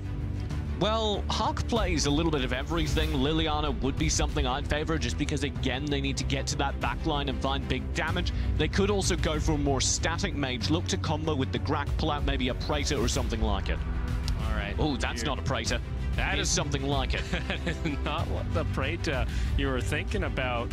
For Korea, does it get locked in? All right, so first time we're going to see it, TJ. A Natalia coming through, incredibly high damage mage, not one we've seen so far in competitive play. I think maybe during the very early Valor Series qualifiers I saw it. Yeah. That was so long ago, though. Natalia is not known in competitive play. So Korea bringing out some new picks here already into the playoffs. And I was wondering, you know, were they going to try and respect North America, go with some simple comps that worked during the group stage, or try and pull out some new picks? Already starting that up. I'm excited, TJ. It's game one. Natalia has incredibly high damage burst. The major thing she's going to do as a mage is burn through people who are foolhardy enough to stay still. The problem is she is the ultimate glass cannon. If they can't protect her, things will be bad. I think Korea have played this draft masterfully, though, because they looked like a poke/dive comp, mostly focused on landing the Grak hooks and poking the backline with that Violet. Then, on the very last pick, the entire purpose of the composition changes for me. Putting Hawk on the Natalia sets them up to pull people in and lock them down. Then, empty vast reserves and magic damage into those isolated players. We'll have to see if Sleepy can survive the dive. And a little bit of a change up here from Korea, because this is the first time we're seeing the Grok and the Violet on the same team. Usually they stuck pretty close with that Slims when it was getting picked up. They like that pick combo. I'm interested to see how North America plays, if they're going to play a little bit similar to how they did yesterday during the group stage. Rest looking for the roams, trying to make plays. But let's see. It's going to be game one between North America and Korea. Both teams fighting for their slot into the semifinals and to play at the TCL Chinese Theater next weekend in Hollywood. North America could go home before they even see that home stage. They're already trading the aggression, though, in the early game. You see Rush and Sun going up toward the top side, going to go ahead, take away the Mage Golem, the Sage Golem. You still see Sleepy just looking to clear out the waves. I want to see where the first action is going to take place here for North America's Rest usually decides to roam in the first 4 to 5 minutes, and then usually Q will take over the shot calling, because oftentimes when it comes to the early fights, that's where North America excelled during the Valor series. They looked to end game fast. And Korea, the one time they actually lost during the group stage is when it went to the late game. So this is going to be a tough one for North America no matter what. The major thing about Natalia, of course, is going to be that ultimate lethal raise. The big thing about, oh my lord, that hook, pew, already pulled in. Anyway, major thing about Natalia, going to be those lethal rays from the ultimate. That's a beam attack that melts anyone who's locked within it. With the Grak, they have the potential to do that repeatedly. See whether or not they're going to be able to find the target. Still have J-Jack roaming. This is what he likes to do. Likes to come into the mid lane. It's Sleepy, the damage. Where's the hook? It's going to just land short. Unfortunately for Korea, almost first blood going to J-Jack. Already the arcane rays from Natalia showing off how powerful it is. Let's talk, though, about the Korean win condition. For me, it's all on their split lane. Like they're rotating for right now. Isolate the towers and repeatedly provide pressure while fighting in the middle of the map. Well, you saw there, Rest wanted to try to re-engage onto that fight, but Hawk decided otherwise. Korea going to go ahead, rotate back up toward this Abyssal Dragon, maybe decide to start it. Rush is there into the river. Pew, though, gets caught out by Chaser. He is going to get collapsed on, though, if he decides to keep going forward. You do see 4 members of Korea coming back down toward this bot lane. A blind hook by J-Jack, hoping Pew would go on over. That will be a spear throw, continued poke. Oh, the talk, split lane, Sun presses forward. Oh no, in mid lane it's getting worse for North America. Sleepy got caught out toward the side, and Pew gets dragged right back on in. Double kill coming on down for Hawk at the start of game 1 into the quarterfinals, and Korea might not be done yet. The power already from the Natalia, those the arcane rays, sorry, doing lethal damage just because of how much burst they're able to apply onto anyone who stands still during a fight. The front line, J-Jack, Chaser, is engaging so hard, specifically so that the backline of Hawk and Rush can dump in damage. Well, Korea gonna go ahead, start up the Abyssal Dragon even before their first tower, so they're already feeling confident against North America, as they're going to go ahead, secure that at 3 minutes 20 seconds. Now sitting at a 1,300 gold lead, 3 kills onto the board for North America. What do they have to do? What do they need to find here against Korea? Win the split lanes like KO and Rest are trying to do, and then if you're able to do that, the rest folds through. We do see there, Rest tried to rotate up toward the top lane, but this look is at a this. trap. This is a little bit of a play actually North America has been running, because they like to roam as a unit, try and catch out members coming back toward the mid lane, and Pew gets caught off back by J-Jack, and Hawk is just melting Sleepy and the rest of the crew. Another double kill going on, make it a triple kill for Korea. Already that combo, Natalia burning in damage to the World Devourer, and a kill is found instantly. There is no way to survive that. Here's the replay. Yeah, you saw J-Jack going on in there with the World Devourer, the combo. Sleepy has no time to even put down the Moonfall, and this is not looking good for North America. They don't call them lethal rays for nothing. Jeez. That Natalia ultimate is a death beam, literally. Just melts them in the jungle. Now 6 kills on the board, a 3,000 gold lead, and J-Jack wants to keep it going. The Nova didn't land, but the Hook did, and Sleepy gets taken down. Hawk is 6-0. Hawk is thriving. This is one of the craziest pickups I've ever seen come out and just dominate like this. I don't know if it's that we've all been sleeping on Natalia, or merely that North America didn't expect this to happen. And North America, you know, they wanted Sleepy to succeed, because this was kind of the first time we saw J-Jack once again. Hawk is just melting everyone left and right. MTS has to ult out. But my lord, J-Jack and Hawk as a duo at this point, TJ, this is absolutely disgusting. Hawk is just power washing these team fights. It's just a hose of high damage waving slowly across the team fight, eradicating anything in its path, and it's set up so often so well by the frontline stuns and slows. Literally cleaning up North America's hopes, it would seem, at this point. Game one, this is looking a little bit ugly, and like you mentioned, TJ, that backline punish for Korea, it's already showing. They just ripped through the front line. Yeah, the key for Korea is to shut down players like Rest, Sleepy, and Pew. If you can get those high damage characters off of the North American side, you know that you absolutely can burn down their team fights. It's only when those high damage characters are able to sit in the back of the fight and provide value for the entirety of them that they succeed. You saw there the hook coming back on out. Pew looking for the flying spear is not going to connect. J-Jack has just set up a tent here towards the mid lane. Chaser also looking to invade, even setting up a trap here for MTS if he decides to go up into his jungle.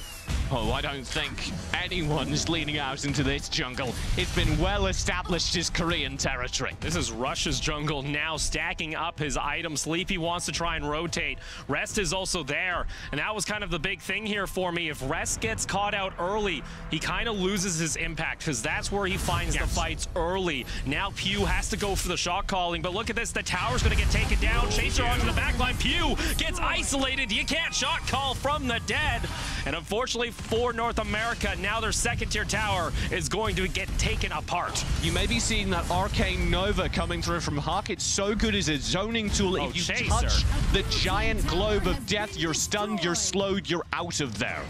7,000 gold. Man, you might as well make it 8,000. MTS looking to just clear out the way, but the damage from Hawk, are you serious? That's melting a tank, TJ. North America, triple knockup coming on through 4KO. Sleepy, though, gets obliterated by Korea. That's 12 kills on the board. North America has still yet to find themselves a single kill. That was the ideal combo. They were able to find a hissy fit into Moonfall. That's what North America are looking for in these fights with this composition, and you could see it was barely denting the Korean side. Korea looking to make it a perfect game here, possibly in game one, TJ. The morale has to start feeling here towards North America, because this is feeling bad. No damage to towers, no damage to any of their lives, no Abyssal Dragons picked up. This is devastating. Yeah, and Sleepy there, you would hope he was doing 6,500 damage a minute, but right now he might be receiving that much. That's the stat for his previous performances. On average, that's what he does. Here, I very much doubt that's true, to say the least. Look at his build, only 2.6k individual gold. Oh, no. He's just got his Orb of the Magi and boots, nothing else. That's the sign of a mage who's struggling at mid lane. Oh, he got caught out from the side. Korea knew he was there the entire time. Rush gonna take him down. Hawk gonna continue the push in mid lane, but Korea are now looking toward the high ground towers. They're not just looking, they're taking.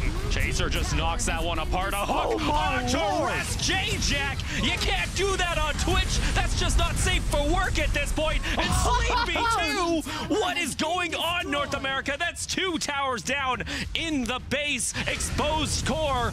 TJ, I don't know if there's much else. You can see the North Americans in the bottom left corner.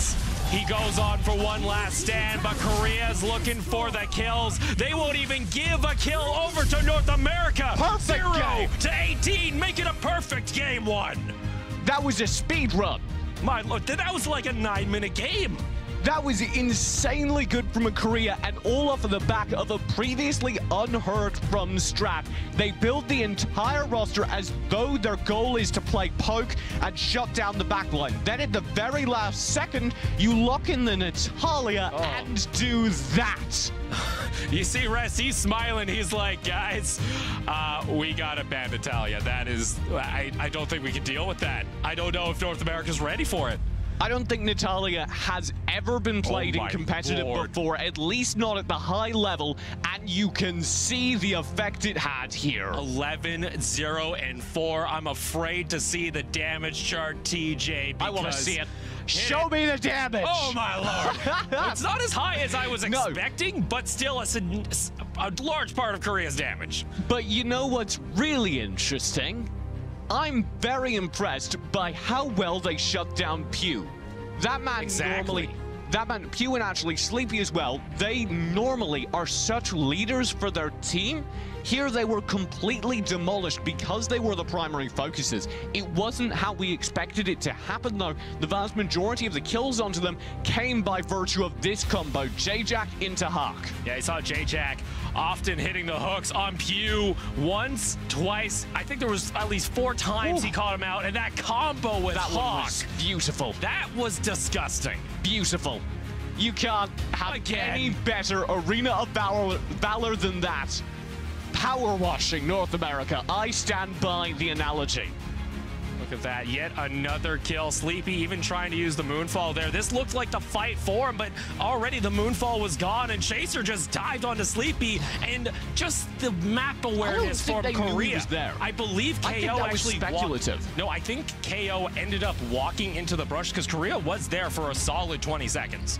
But still. Yeah, either way, I mean, at that point, it didn't matter. 18 kills to 0, 8 towers to 0. A perfect game for Korea. They come out swinging. The smiles are all over their faces. You can see Korea's side lit up like a Christmas tree, and that game time, TJ. I said early fights for North America, but man, I wasn't expecting that game time. Your Christmas trees, I take it, are normally drenched in blood, mounted with the stuffed heads of dead eagles. Oh my goodness. Okay, TJ. That's a little devastating. I understand Korea dominated game 1, but now, okay, game 1's done. Game 2 for North America. Do you even have a game plan, or are you still shell-shocked after a demolishing like that? So the good thing is, I'm looking at Captain America right now, and he seems to be taking this with a really good, actually. At a certain point, when that happens to you and you're just blown out of the water by a brand new strap like that, you have to kind of be like, oh, all right. That's game 1. We have 5 games. It is a BO5, except that there's something really cool that was just done to you, and move on. Cool. It also probably didn't feel that great, but you can still see North America. You don't see them tearing up just yet. They're still in this series. They can look for a win and try and tie it, force it into a best of 3. Let's see on the side of North America what is going to be the answer. A big thing for me, TJ, was the mid-map matchup. We were talking about, you know, North America, they have this solid core of 3 members, Rest, Sleepy, and Pew. You're going up against Korea, which has Hawk and Rush, which as a duo carry this Korean roster so far. That's an 85% kill participation on Rush from the group stage. Yeah, and there's a very different strategy, I think, for the North American roam. Early on in the game, you'll oftentimes see Rest, Sleepy, and Pew hang out together. Roam, push towards objectives as this 3-man squad. Typically, Rest is playing as support, something that can break up the fight. Pew will be invading and cleaning up jungle, while Sleepy provides the vast majority of damage. They never got an opportunity to do that game because J-Jack's Grak was so predatory. And he caught out Pew multiple times. That didn't even get him a chance to at least try and scale, because oftentimes Rest will look to find plays early on in the game, and then Pew actually takes over the shot calling when it comes to the team communication. So for North America, opting to stay on the blue side here for game 2, Dia got to put down the respect ban, TJ. First ban should be Natalia. Please. I would be astounded if it wasn't Natalia. Well, we'll have to see from North America what the ban is going to be. For Korea, though, same gameplay. Yeah, there it is. Okay, and the Grak, too. Yeah, the Grak's a good ban. Okay, what this leaves open, RM needs to go. If North America doesn't ban Korea. Okay, Korea, they're helping out North America. They're like, here's a free ban. Do you think you get that Lucky Omen ban again? I don't know if you will, actually. Possibly. But then you give up the Alice, or you give up a more Lindis. The Lindis has to be banned out from Korea, I would think, yeah. I feel like it has to be. North America, final ban coming on through here quite shortly. Then hopefully we can start looking toward our picks. And that's actually, again, going to be the teamie, so they're keeping their last ban the same here. I need to know what this final ban is, because if it is the Omen, it is. North America now has an opportunity to first lock Lindis, and I'd like to see it. That would be so nice for North America. Pew has put on a great performance on the Lindis. Or do they try and prioritize? Because that then leaves open the mage pickup here for Korea if they want to get the Crixie. I mean, you just practice getting dumpstered on by a mage. I'm sure they're ready to go. Oh my. With the Crixie in the... I don't actually think the Koreans typically run Crixie. We haven't seen them... Okay. Ooh. Okay. Okay, so looking to at least have, you know, that nice front line to go for the dives. But then that leaves open that leaves open the Lindis here. If we go Alice Crixie, I wouldn't be surprised. If we see Lindis, I wouldn't be surprised. Korea has all the options right now, and instead they're going for perhaps a far more deadly fate for North America. The Zenial coming through to run split lane for a very powerful split lane team. Yeah, Chaser and Sun both like pushing out, and also this would be Rush's first Lindis of the tournament. He's been on the Violet and Slims. We haven't even seen it yet, and it gets locked in. I think it's primarily picked up here to take it away from Pew, who is so deadly on it. I'd like to see this be the wombo combo Mage Alice that we were asking for earlier. Well, there isn't a real hard counter to it. Okay, North America. A little bit more dive? Yeah, they're looking here. The priorities have swapped up from game one. The Lindis, fun fact, 60% win rate coming into today across 10 matches. That says to me basically everything. Very, very powerful marksman. I think currently the most powerful because of the ability to both move quickly around the map and hover at the back of fights. Korea having that asset is quite a lot, especially because it's depriving it from North America. I wonder what's being run in jungle here. On top of that, Lindis, Korea likes to have map control, and you saw it in the last game where they were able to catch out KO while he was hiding in that brush for at least 10 seconds. Having that Lindis too for the traps would be very nice and beneficial for them because they can keep track of North America. This Fennec. would be... And like actually Fennec, yeah, by the actual way. Fennec. It's not Slim's Fennec. This is actually Korea Fennec. Okay, that's a little bit more what we were expecting. A Tulin maybe.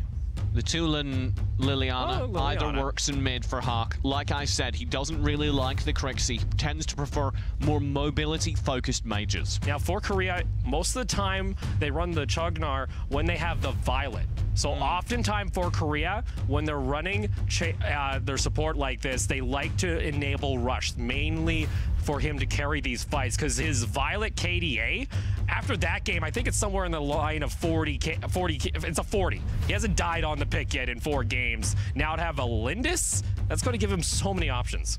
However, North America do get the other good marksman, basically. This is Violet. You run the Violet in jungle. Over on Pew, you actually have rests, Alice as well.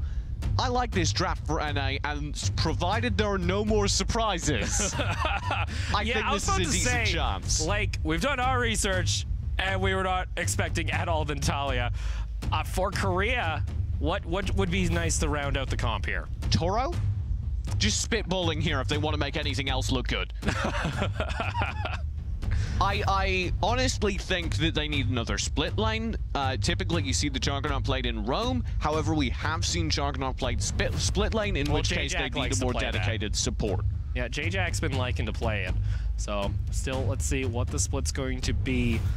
Sun or Chaser going to be running the Zenial. This is the Zenial actually I like because Korea likes to apply a lot of pressure. The Scud hover possibly. It's going to be the Scud. Second split lane, J-Jack will be running that Juggernaut in Rome. The 66% win rate Zenial dropped up to Sun, their most powerful split lane player, I think. He's very aggressive, and Zenial suits that perfectly. Yeah, we haven't even seen some of his more pocket picks yet, and I don't know if we'll see it yet. Deep breath. North America. Okay. Wipe the slate clean. Okay. I'm still rooting for you guys, and you have a good composition for this. All right. They got the Malak combo with that Alice. On top of that, Sleepy, of course, going to have the Crixie, and then Pew on the Violet to carry on into the late game. But the thing is, they have to survive until that point, TJ, because Korea ended game 1 in 9 minutes and 10 seconds. Yeah, I mean, both these teams actually are really quickly paced teams. Both of them struggle if the games go long, which is why they tend to both play hyper-aggressive. Well, we'll see whether or not those options are going to be. But Korea, for me, also, when you take a look towards this team, they like to play safe. They like to find team fights that are in their favor. And you saw last game, they didn't drop a single kill to North America. Literally perfect game them in game 1 of the quarterfinal. This is a team that's quite smart on their own. Absolutely. Okay, let's talk North America, though, because it's my favorite topic. CC combos. They have plenty. The Charcanar obviously will negate some of them, but the fact that they can bring in that Irie to combo well with the Malik, I think there's a way. There's a bald eagle. He's wearing an America hat. Take number 2, game number 2. Hopefully, this is a different result. We load on in game 2 between North America and Korea. Korea looking to apply the nail into the coffin, perhaps, if they are able to take this game, then force NA to look for a reverse sweep. Already going aggressive here, going to go ahead, steal away the Sage Golem. Same, though, onto the side of North America. You can already see Pew and Rest sticking together because I want to see Rest make plays. He's got the Alice. That was one of our win conditions when we look at North America. Rush is just sitting in this jungle eating up farm. No. He's been completely uncontested. He's now eating their entire jungle exclusively to himself, a fact you can see reflected in his goal. And Pew, he's been actually kind of wishy-washy on his decision here because he actually went back up into the jungle, came back up, went back up. He wasted about 15 to 20 seconds here on the Violet. He's starting to lose a little bit. This is, of course, the combo Pew and Sleepy. If they can work together, they do big damage. They need to stay together, though. They need to get that roaming squad from the North American side going early. But Rush up toward the top. Oh, that was good. That was a nice interruption coming out from KO, and some of them won't be able to finish him off because that's the one thing for North America. They like to take those fights, and their DPM show it because they're actually, I think, combined on average about 1,000 ahead when you take a look at the Mage and Jungle matchup between the two teams. North America really excels. Of course, their allegiance in the Valor series, they very much excel at taking and adapting mid-fight. So I'd like to see more of that. You see J-Jack there looking to provide a little bit of support. Pew and Rest still comboing, but look up toward the top side. Korea have made the call. Rush is going to stick up here with Sun. Start applying a bit of pressure. There's the Abyssal Dragon under threat down bottom. Lord. Oh, that KDA, TJ. And that's before last game. You were talking about one squad. There's the other. Russian Hawk, jungler and mid again. And on top of that, that's what I was talking about when it comes to Korea. They like to take smart team fights because they actually don't take that much damage. They don't actually deal that much. They look to finish off kills. Meanwhile, though, on the bottom half of the map, North America did at least pick up the Abyssal Dragon. Yeah, and that's huge. Getting that early gold game, getting that early gold lead would be significant. Nicely done, though, by Korea. Rush, he's going to accelerate KO's life and take him down pretty fast. Sun also going to cut the wave. Not the start they were looking for. Hawk gets knocked up there. Sleepy going to actually use the Moonfall, just looking to clear out the wave because he doesn't want to go for any kind of pressure yet. I'd like to take a look at the gold. We talked about building that gold lead. Look at Rush doing exactly that. Already almost at 2,000. They need these picks on the NA side. See Sleepy, he's able to land it there, but Chaser's still sitting at half health. J-Jack also coming on down. North America, 4 members just down for this bot lane tower, but the Zenial is not going to join us because look at top lane. Korea are applying pressure. They're actually holding this tower in a 3v4. And they get the top lane tower in trade. This is not a good look for North America because Sun and Rush are building that gold from that duo. They instantly clear out the jungle the second they're given the opportunity. And the gold advantage over the Violet between Rush and Pew, it's starting to grow. It keeps going up about a couple hundred here and there. They're about that kill ahead. But that's the thing, Rush, he likes to play fast. He likes to go for the farm game so he can carry on into the late game. And he's going to have so much protection considering Sun can split push and then join in on the fights from the other side of the map. Sleepy is building as quick as he can, and if he's able to get his first item early, maybe we could see burst. CKO having to use his ultimate just to disengage. Pew over toward the side. He's going to lose out on his jungle once again. Korea are just taking everything from North America. Sleepy's gonna have poke. Abyssal Dragon is coming up. NA need this dragon to get back in the gold, get back in the economy. See, with Korea, they've been moving around the map so much, TJ, that Rest hasn't actually had an opportunity to really camp a lane, try and get it ahead. He's been on this Alice, but he kind of has been just stuck having to roam between the lanes, answer the aggression from Korea. We talked about taking fights being NA's strength. Korea just doesn't take them. And if North America's not able to force team fights and win them, they will lose this game. And this is the issue here for KO. If he keeps getting forced back in lane, he's going to start falling behind a lot between him and Sun, because if you look, 2.5k, Sun is almost 1,000 gold ahead at 5 minutes, and he hasn't actually gotten himself barely anything other than the assist. I'd like to highlight something on the tank player. MTS's first item build is his boots. He wants to be accelerating around this jungle, easily roaming between lanes. Wants to join in on the fights, but if Korea doesn't give him the opportunity, then it might be a waste. Either way, though, Korea still looking up. Hawk almost gets stunned up there, but is able to escape. But up in top lane, KO, Sun is showing his dominance here. This is just what Sun does. He parks himself behind a tower. You can't run when there's a guy waiting. The way you have to retreat in order to stay alive. Sleepy, even using the Moonfall once again. These are very defensive ultimates being used just to clear out waves, just to try and zone away Korea. And now they can look to pick up their first Abyssal. This is looking rough. North America need to get back in the gold game, and they're now almost 4,000 behind. This is the thing with Korea. They don't get that many kills, to be honest. That last game, they just look to control the map, get those objectives, get the dragons, get the towers. And that's what North America like to do, but that's only when they get the lead early. Otherwise, I feel like Pew is just a little bit lost here. And it's only when they find the kills early. North America always seem to wait for fights before they feel comfortable tower diving. Their opponents, Korea, just do exactly the opposite. They don't take fights ever. The only kills so far have been two very well-orchestrated individual picks up top onto KO, and they've had the intended effect of forcing him to cower behind this tower and not dare push forward or control that entire left side of the jungle. He's already 2 levels down, almost 3 to Sun. He can't stay alone in that lane because, look, he's pushing up, TJ, but the rest of Korea just go up and follow him. Rush, this is bullying at this point up in top lane. KO uses his ultimate, but he uses it on nothing because Rush is just gonna gun him down. You could see Rush was entirely confident in his capacity to find that kill. Sun's still pressuring forward. Someone needs to hold that tower or push this one. A chaser, he's just gonna go for the engage. Sun now rejoins in Korea with the pinch. This is just the team here, TJ. They can rotate so quickly for these fights. 2 kills go in favor. Make it 3 because MTS is gonna die underneath his tower. A perfect cleanup. Korea again in charge. That's going to be another tower falling in mid, likely one definitely in bot. You saw Pew already got chunked down. Rest had nowhere to run, and MTS, sure, you're tanky, but when you got 4 members just whacking away underneath your tower, there's nowhere to go.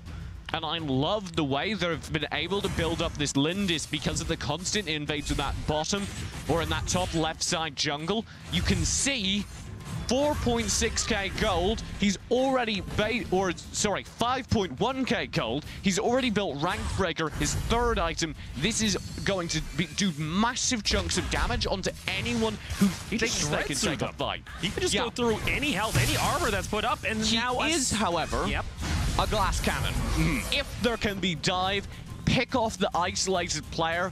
Maybe you have something. The problem is Korea are so careful. And on top of that, you always have Sun coming on down to try and save it, because this is mainly how Korea are now playing. The comp is built around Rush to try and do damage to protect him during these fights so he can kite on back. Sleepy almost getting obliterated once again in mid lane, is able to survive, but that's going to force him back. Hawk and Rush will need to find pressure onto this bot lane, and that's what they'll do. KO thought he'd escaped when he rotated. Oh, no. This isn't a safe place at all, Sun. KO, Sun, he doesn't even care at this point. He's level 13. Chaser in mid lane, soloing the mid lane here. Actually taking out Pew there on the Violet. Korea can see the ignition has just been turned. We hit 9 minutes, and now they are looking to just speed down this game. You can see that Zenio build, it's so tanky. Frostcape already adding to his damage as well as amping up his HP, and he's just going to be almost invulnerable at this stage, especially given their level lead. And Chaser going to knock down that tower. That's almost a 9,000 gold lead for Korea. And now looking toward the top side of the map, they're going to go ahead, take down the Dark Slayer, clean that up, take that buff into the next fight, and then look to close things out. The Slayer buff in hands, Korea looks so good for game 2. That would leave North America 1 game away from elimination. That would go pretty well for you, TJ. You've already dressed for the funeral, it would seem. Oh, come on! I'm sorry, at this point, North America, they need a miracle. It can still happen. They still have the option, but when plays like this come out from Korea underneath your second-tier tower, one at a time, Sleepy, your team is dead! 4 members fall. KO wants to join in, and he says, take me with you guys. I want to join my team. Korea with the ace and minions in mid. Anything. Korea dominate the team by press onwards. That's going to be another game to Korea. Game 2, and now North America on the brink of elimination on home soil. That is heartbreaking. I was hoping so much to see them in the theater, and I'm sure they were as well. The semi-finals, a home crowd kicks in. However, they may not see the home team. Well, for North America, you still see Rest there. He's got somewhat of a smile. It's not as big as it once was. That is a very small smile. That's a small grin. That's a grim grin, as you could see. Either way, let's go ahead, take a stats. Korea so far sitting at a 32 KDA over North America. Yeah. As far as kills go. Yes. You don't need to rub it in. I'm sorry. Yes, that is accurate. It's okay. This is other. Oh my. Okay. That wasn't another. They got a tower. They right? got an abyssal. Wasn't another perfect game because they got an abyssal, and I think they got a tower. It was close. Maybe it's wishful thinking. But this is my issue here, TJ, because look at the violet damage. Yeah. 11%. Two games in a row completely shut down. The man has looked so good at various points throughout the AWC. This is not one of his games. You get to take a quick look here. Rush 3 levels ahead of KO, can just take him out. Pew, it's kind of interesting to me because when he succeeds, it's so often because he has backup. He's a very, very aggressive player. Right now, he needs to convince North America to play backing up that aggression as a team that's just been bodied 2 games in a row.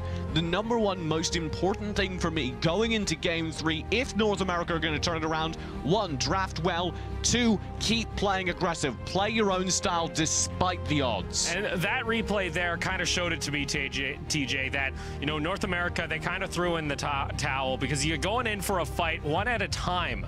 At that point in the game, that's not how you try and come back during these. You can't individually try and make the hero play. Like you mentioned, you got to work together as a team. No towers. No towers. They got the abyssal. 1 abyssal.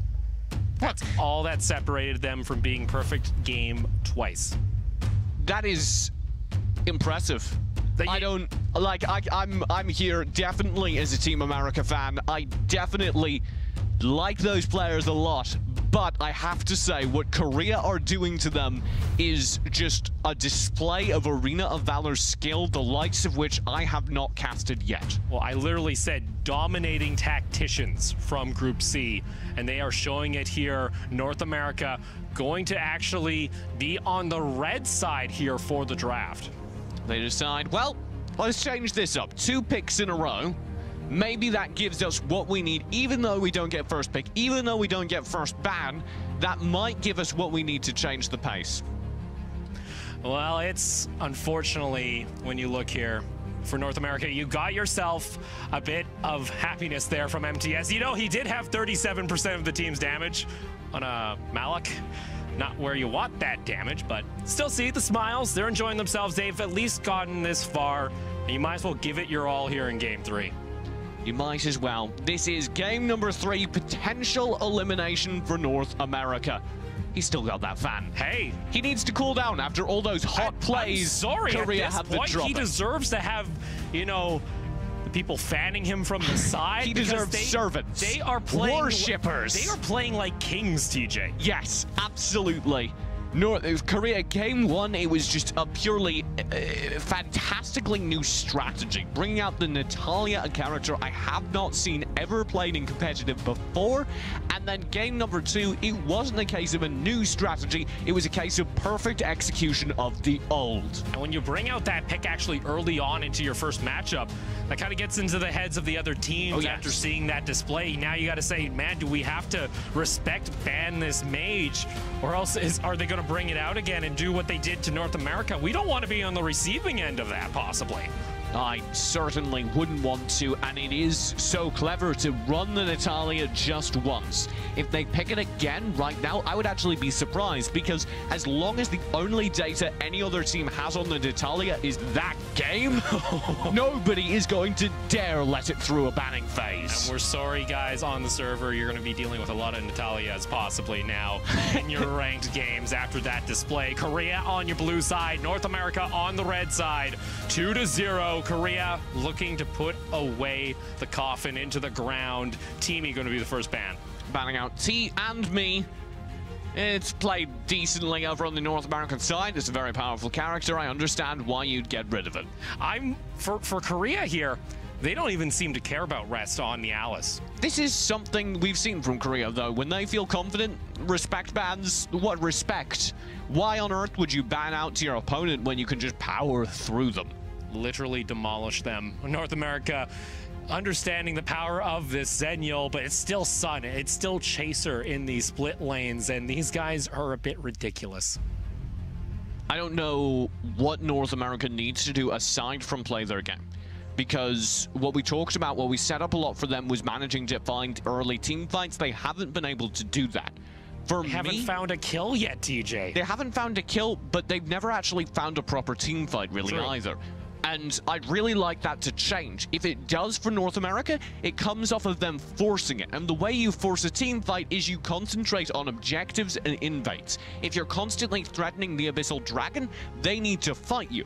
The only time they challenged an Abyssal Dragon so far, Korea backed off, and then from then on out, Korea were able to build such a lead in the jungle that they never dared come near the pen again. Well, North America could be banning away the Aram. Meanwhile, for Korea, going to be banning away the Grak, so actually taking away one of their picks they've been using. Aram safely off the board, but yes, the Grak is a good ban on the North American side. The Koreans, like you said, maybe it's just a complete lack of respect coming through. Maybe it's a specific strategy they're planning on running. They want to run something in the back line. No. And they're scared that a Grak could counter it. For North America, also taking away Crixie that Sleepy found a lot of success on yesterday. Now not having that option. Still, though, a little bit of a pool to go through. Still has that Liliana available if he wants to pick it up. Yesterday was the first time Sleepy ever played Crixie in competitive play. So I don't think it's fair to be like, oh no, Sleepy can only play Crixie. He can play a lot of things very well. We've just never seen him play anything quite that well, because I haven't seen very many mage players play anything that well. Oh, for Korea, though, locking in the Omen. And that's a bad omen to see, TJ, because unfortunately... Did you workshop that? I literally in my head right now. Right. Well, I could tell. That Omen is very, very, very, very powerful, and Korea in their hands especially. Like I said, 76.5% win rate for the character as a whole in the AWC. That's across a number of games. Chaser and Sun, they wield it to such extreme potential. Now for Korea, also looking possibly again toward that Lindis. Did see the Scud get locked in here for North America. So already a lot of knock-up, a lot of CC coming on through. But for Korea, the call seems to be, once again, allow Rush to carry, protect him when it comes to these fights. You know how you can tell Korea are having fun? Every single pick is hovered over something ridiculous. Yeah, they're tempting us. They just said, we could play this for a game and see what happens. We could see if people want to. What are you going to do, TJ? Say we can't play Alluvia? Wait, what? Like we couldn't play Natalia? Lock-ins coming on through. So, of course, it's going to be the Lindis. NA, wow. All right, now they're bringing out the picks. Getting back at the Koreans a little bit. I like the passive. Oh, my God. Okay. What? Okay. So, I was on board with the passive-aggressive mage threatens. Kali isn't crazy. It is a character that has seen play. It is a character that is decent. It is also one we haven't seen yet at the AWC. Yeah, this is a first time here for North America, so we'll have to see whether or not Sleepy can pull through. Still one more pick left here in the rotation for North America. Still could go for their jungle or decide elsewhere, maybe where they want to try and get some support. Sleepy, of course, on that character will have the benefit of the Ethereal Pulse. For me, that's big because of the backline damage from the ultimate. It's going to be constant long-range damage. There is no ultimate that is longer ranged. When you couple that with the Soul Summoning, that's the big AoE burst, you could slow people down and hammer them. If you have backline follow-up, I think that's a good combo to pin down some of these characters they've been working so hard to chase down. Now for North America, also picking up the Violet for Pew.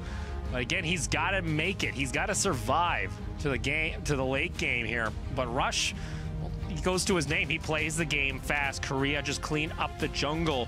And there were even times when I saw Pew, you know, deciding where to go on the map, you know, taking the extra couple seconds, slowing down his clear time, and that affected him. Yeah, we haven't seen decisiveness out of North America, and I want to see that back. Give me the NA that groups up early, presses into the jungle, and shuts things down.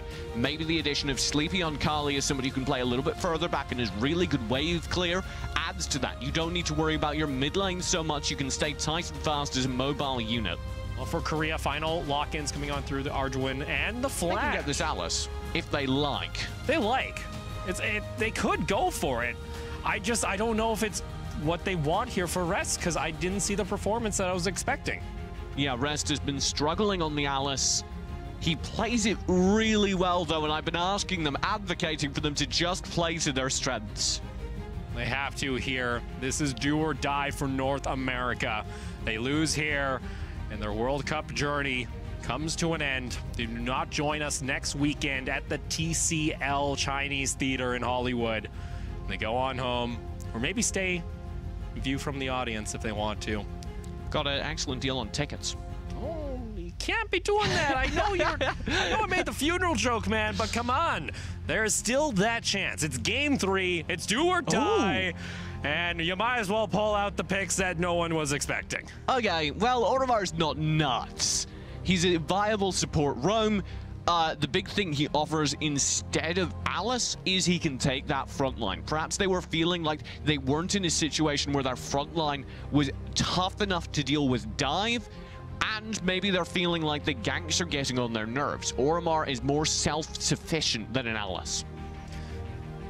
Well, here for Korea, looking to lock in their ticket to our semifinals next weekend. We're seeing, again, some more new picks. I don't think Hawk has actually played the Flash here at the World Cup yet. I think this is a first for him. He does play it, I know, but it is out of the ordinary. We've only seen a few flashes so far. It's certainly a good character. It's particularly good at diving backline. So if, say, you're dealing with a Natalia, you might want to flash because you can actually use that super speed to get in before there's a reaction, tie people up, and then disengage. Of course, Korea aren't having any trouble in team fights because they're only taking them in the late game. That's why their KDAs are so insanely high. It's because they don't ever take fights they could possibly lose. They just disengage, disengage, disengage, disengage. I want to see North America force that to change by pressuring objectives Korea cannot afford to lose. And just a quick reminder of those insane KDAs. Coming out of the group stage, Chaser, 8 KDA. Rush, 8.6 KDA. Hawk, 10 KDA. Oh, Jesus. And now North America have to try and find a way to diminish those values, force a reverse sweep all the way back to game 5. And look at this, running it straight into the jungle. Maybe that's the hope they're looking for. Sun actually a little bit separated. No CC though, quite available for North America as they go for this invade. I asked for a little bit of aggression back from North America, decisiveness, and maybe this is it. However, already Sun's doing what he did last game. Hello, opposing jungle. I live here now. On top of that, trying to cause pressure, because see this Lindis going across the map. Rush says, all right, don't even want to deal with you. And Pew going down quite low, is able to escape. J-Jax over there toward the side. Hawk wanted to go for it. Instead, it's like Korea, a little bit separated. Sun rejoins though, has to get the help, is able to pull him on back. Hawk goes on in, takes back the buff from Pew. First blood to Korea. That's mine, I'll have it back. Korea still have pressure as well. That's not the end of the tail. Rest needs to fall all the way back, and it's a lot of jungle control ceded to them. And like that, Korea just take everything you have. North America, they do at least answer. J-Jax stole it! That? The energy surge, a parting gift, takes the buff. And on top of that, Chaser gonna go ahead, secure the Mike Golem for Rush down here. Already 1,000 gold lead after just a minute and a half, TJ. Gross. Gross, that's all you got. That's it, I'm sorry. Chaser will be playing this bot lane on Arduin, a character we've actually seen a lot more of recently. And I like the character, particularly because of his CC potential.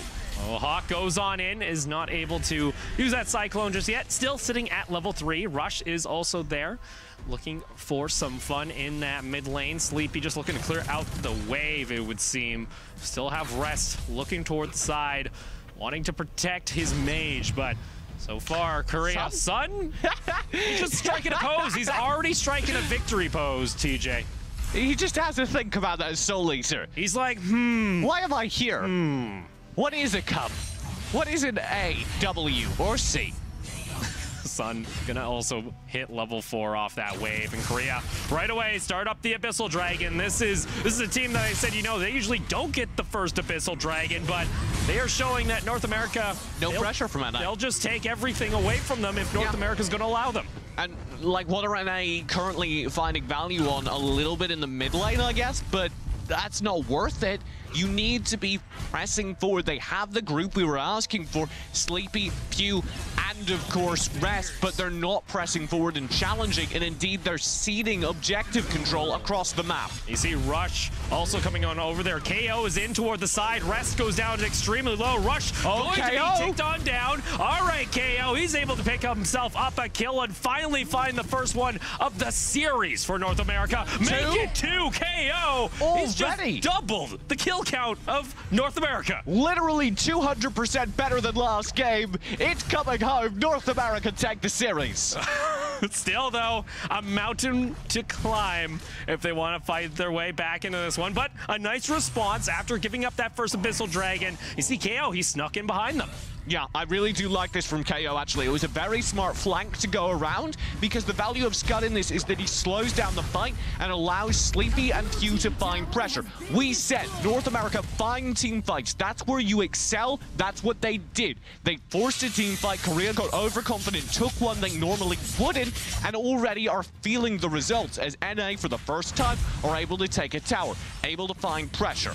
All right, they just got to keep up that momentum, though. That is the key here for North America if they want to keep on going forward. Rest, got to be careful there. J-Jack toward the side is actually looking for the engage. Spider sense was tingling.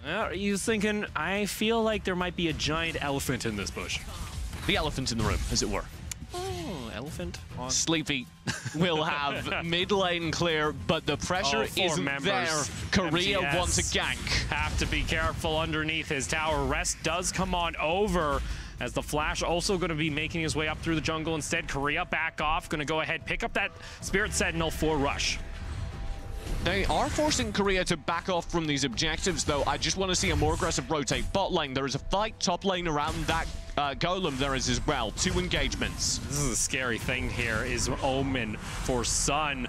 Hawk also coming on over toward the side. Sleepy trying to use his ultimate. Oh my lord, KO. He's got to be running on back. Gets brought on in, is able to push Sun back away. Second Abyssal Dragon is available for the taking if one of these teams oversteps. Pew is doing quite well.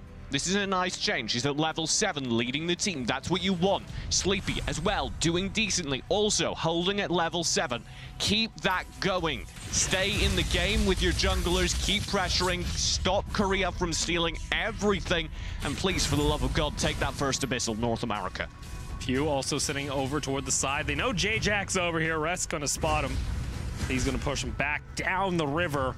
Still, though, 3 members of North America starting to group here for the Abyssal Dragon. Looks like the call might be made as they see 3 members of Korea going for a dive in top lane. North America, they're going to have to go for this if they want to try and trade an objective. Can MTS hold top? This is the question. He did. Excellent work. North America get the Dragon for no return. Finally challenging aggressive for the first time this set. And you see J-Jack coming back. North America grouping together. Hawks also taking a decent chunk of damage. Does get back underneath this tower. You can see that range, though, coming in from Sleepy. Cyclone back on top of Rest. He's still the pretty tanky one, but Hawk will pick up the kill. Now Sun gonna come on over and add some light onto the situation. Pew gets taken on down. 5 members of Korea in the mid lane. Nicely done to isolate them like that. You focus down the tank of Rest, and then he's removed. There is nothing that can interrupt, stun you while you're trying to burn down Pew, the all-important jungler, to pick up.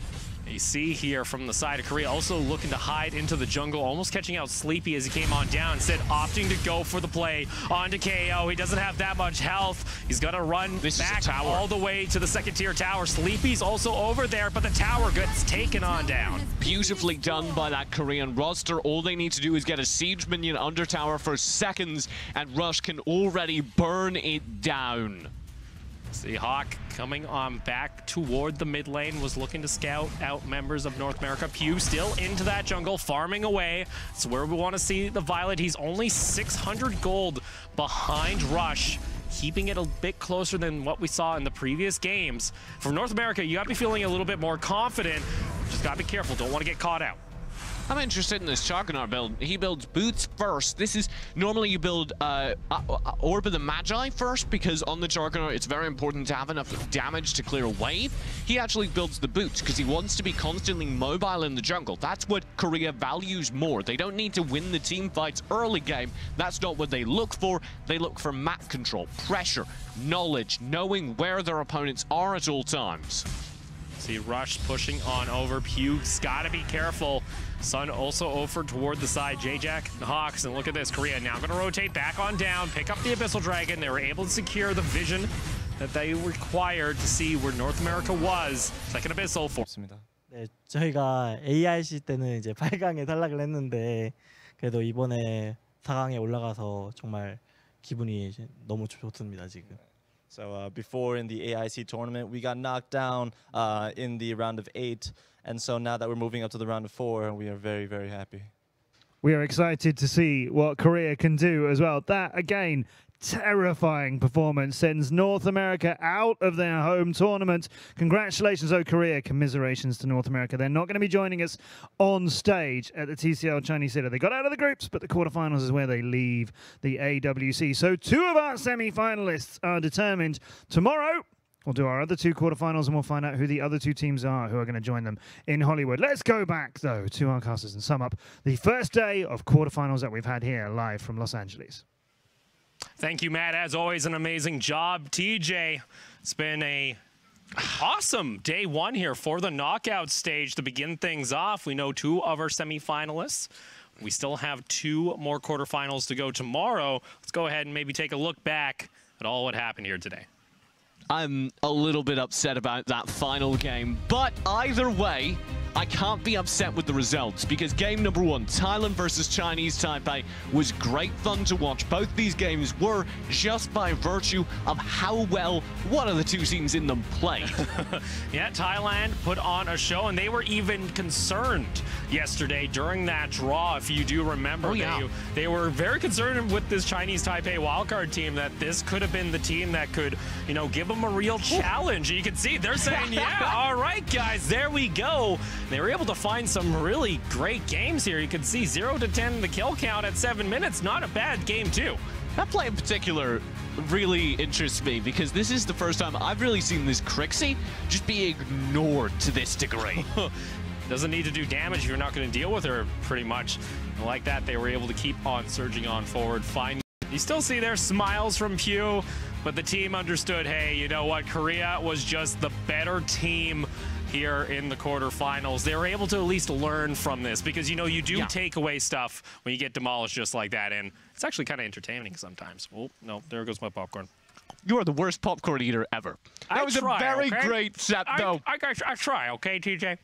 I enjoyed every single second of it, and hopefully you enjoyed that as well, because it's going to be continuing. We've seen 2 of the 4 teams going on to the theater, the finals of the AWC. You can get your tickets for that event at AOV2018.eventbrite.com. And if you guys want to go ahead and follow us on social, and be sure to, if you get those tickets, you can get some of that limited edition AOV swag. Get a shirt, get a lanyard, you get a hat. I know the swag bag is somewhere around here. I think we misplaced it. I threw it too hard. Oh, no. You're taking it home. I forgot you're stealing that one from us. Was I? That was the plan, but I never got, because the shirts were like a little bit sweaty, to be honest.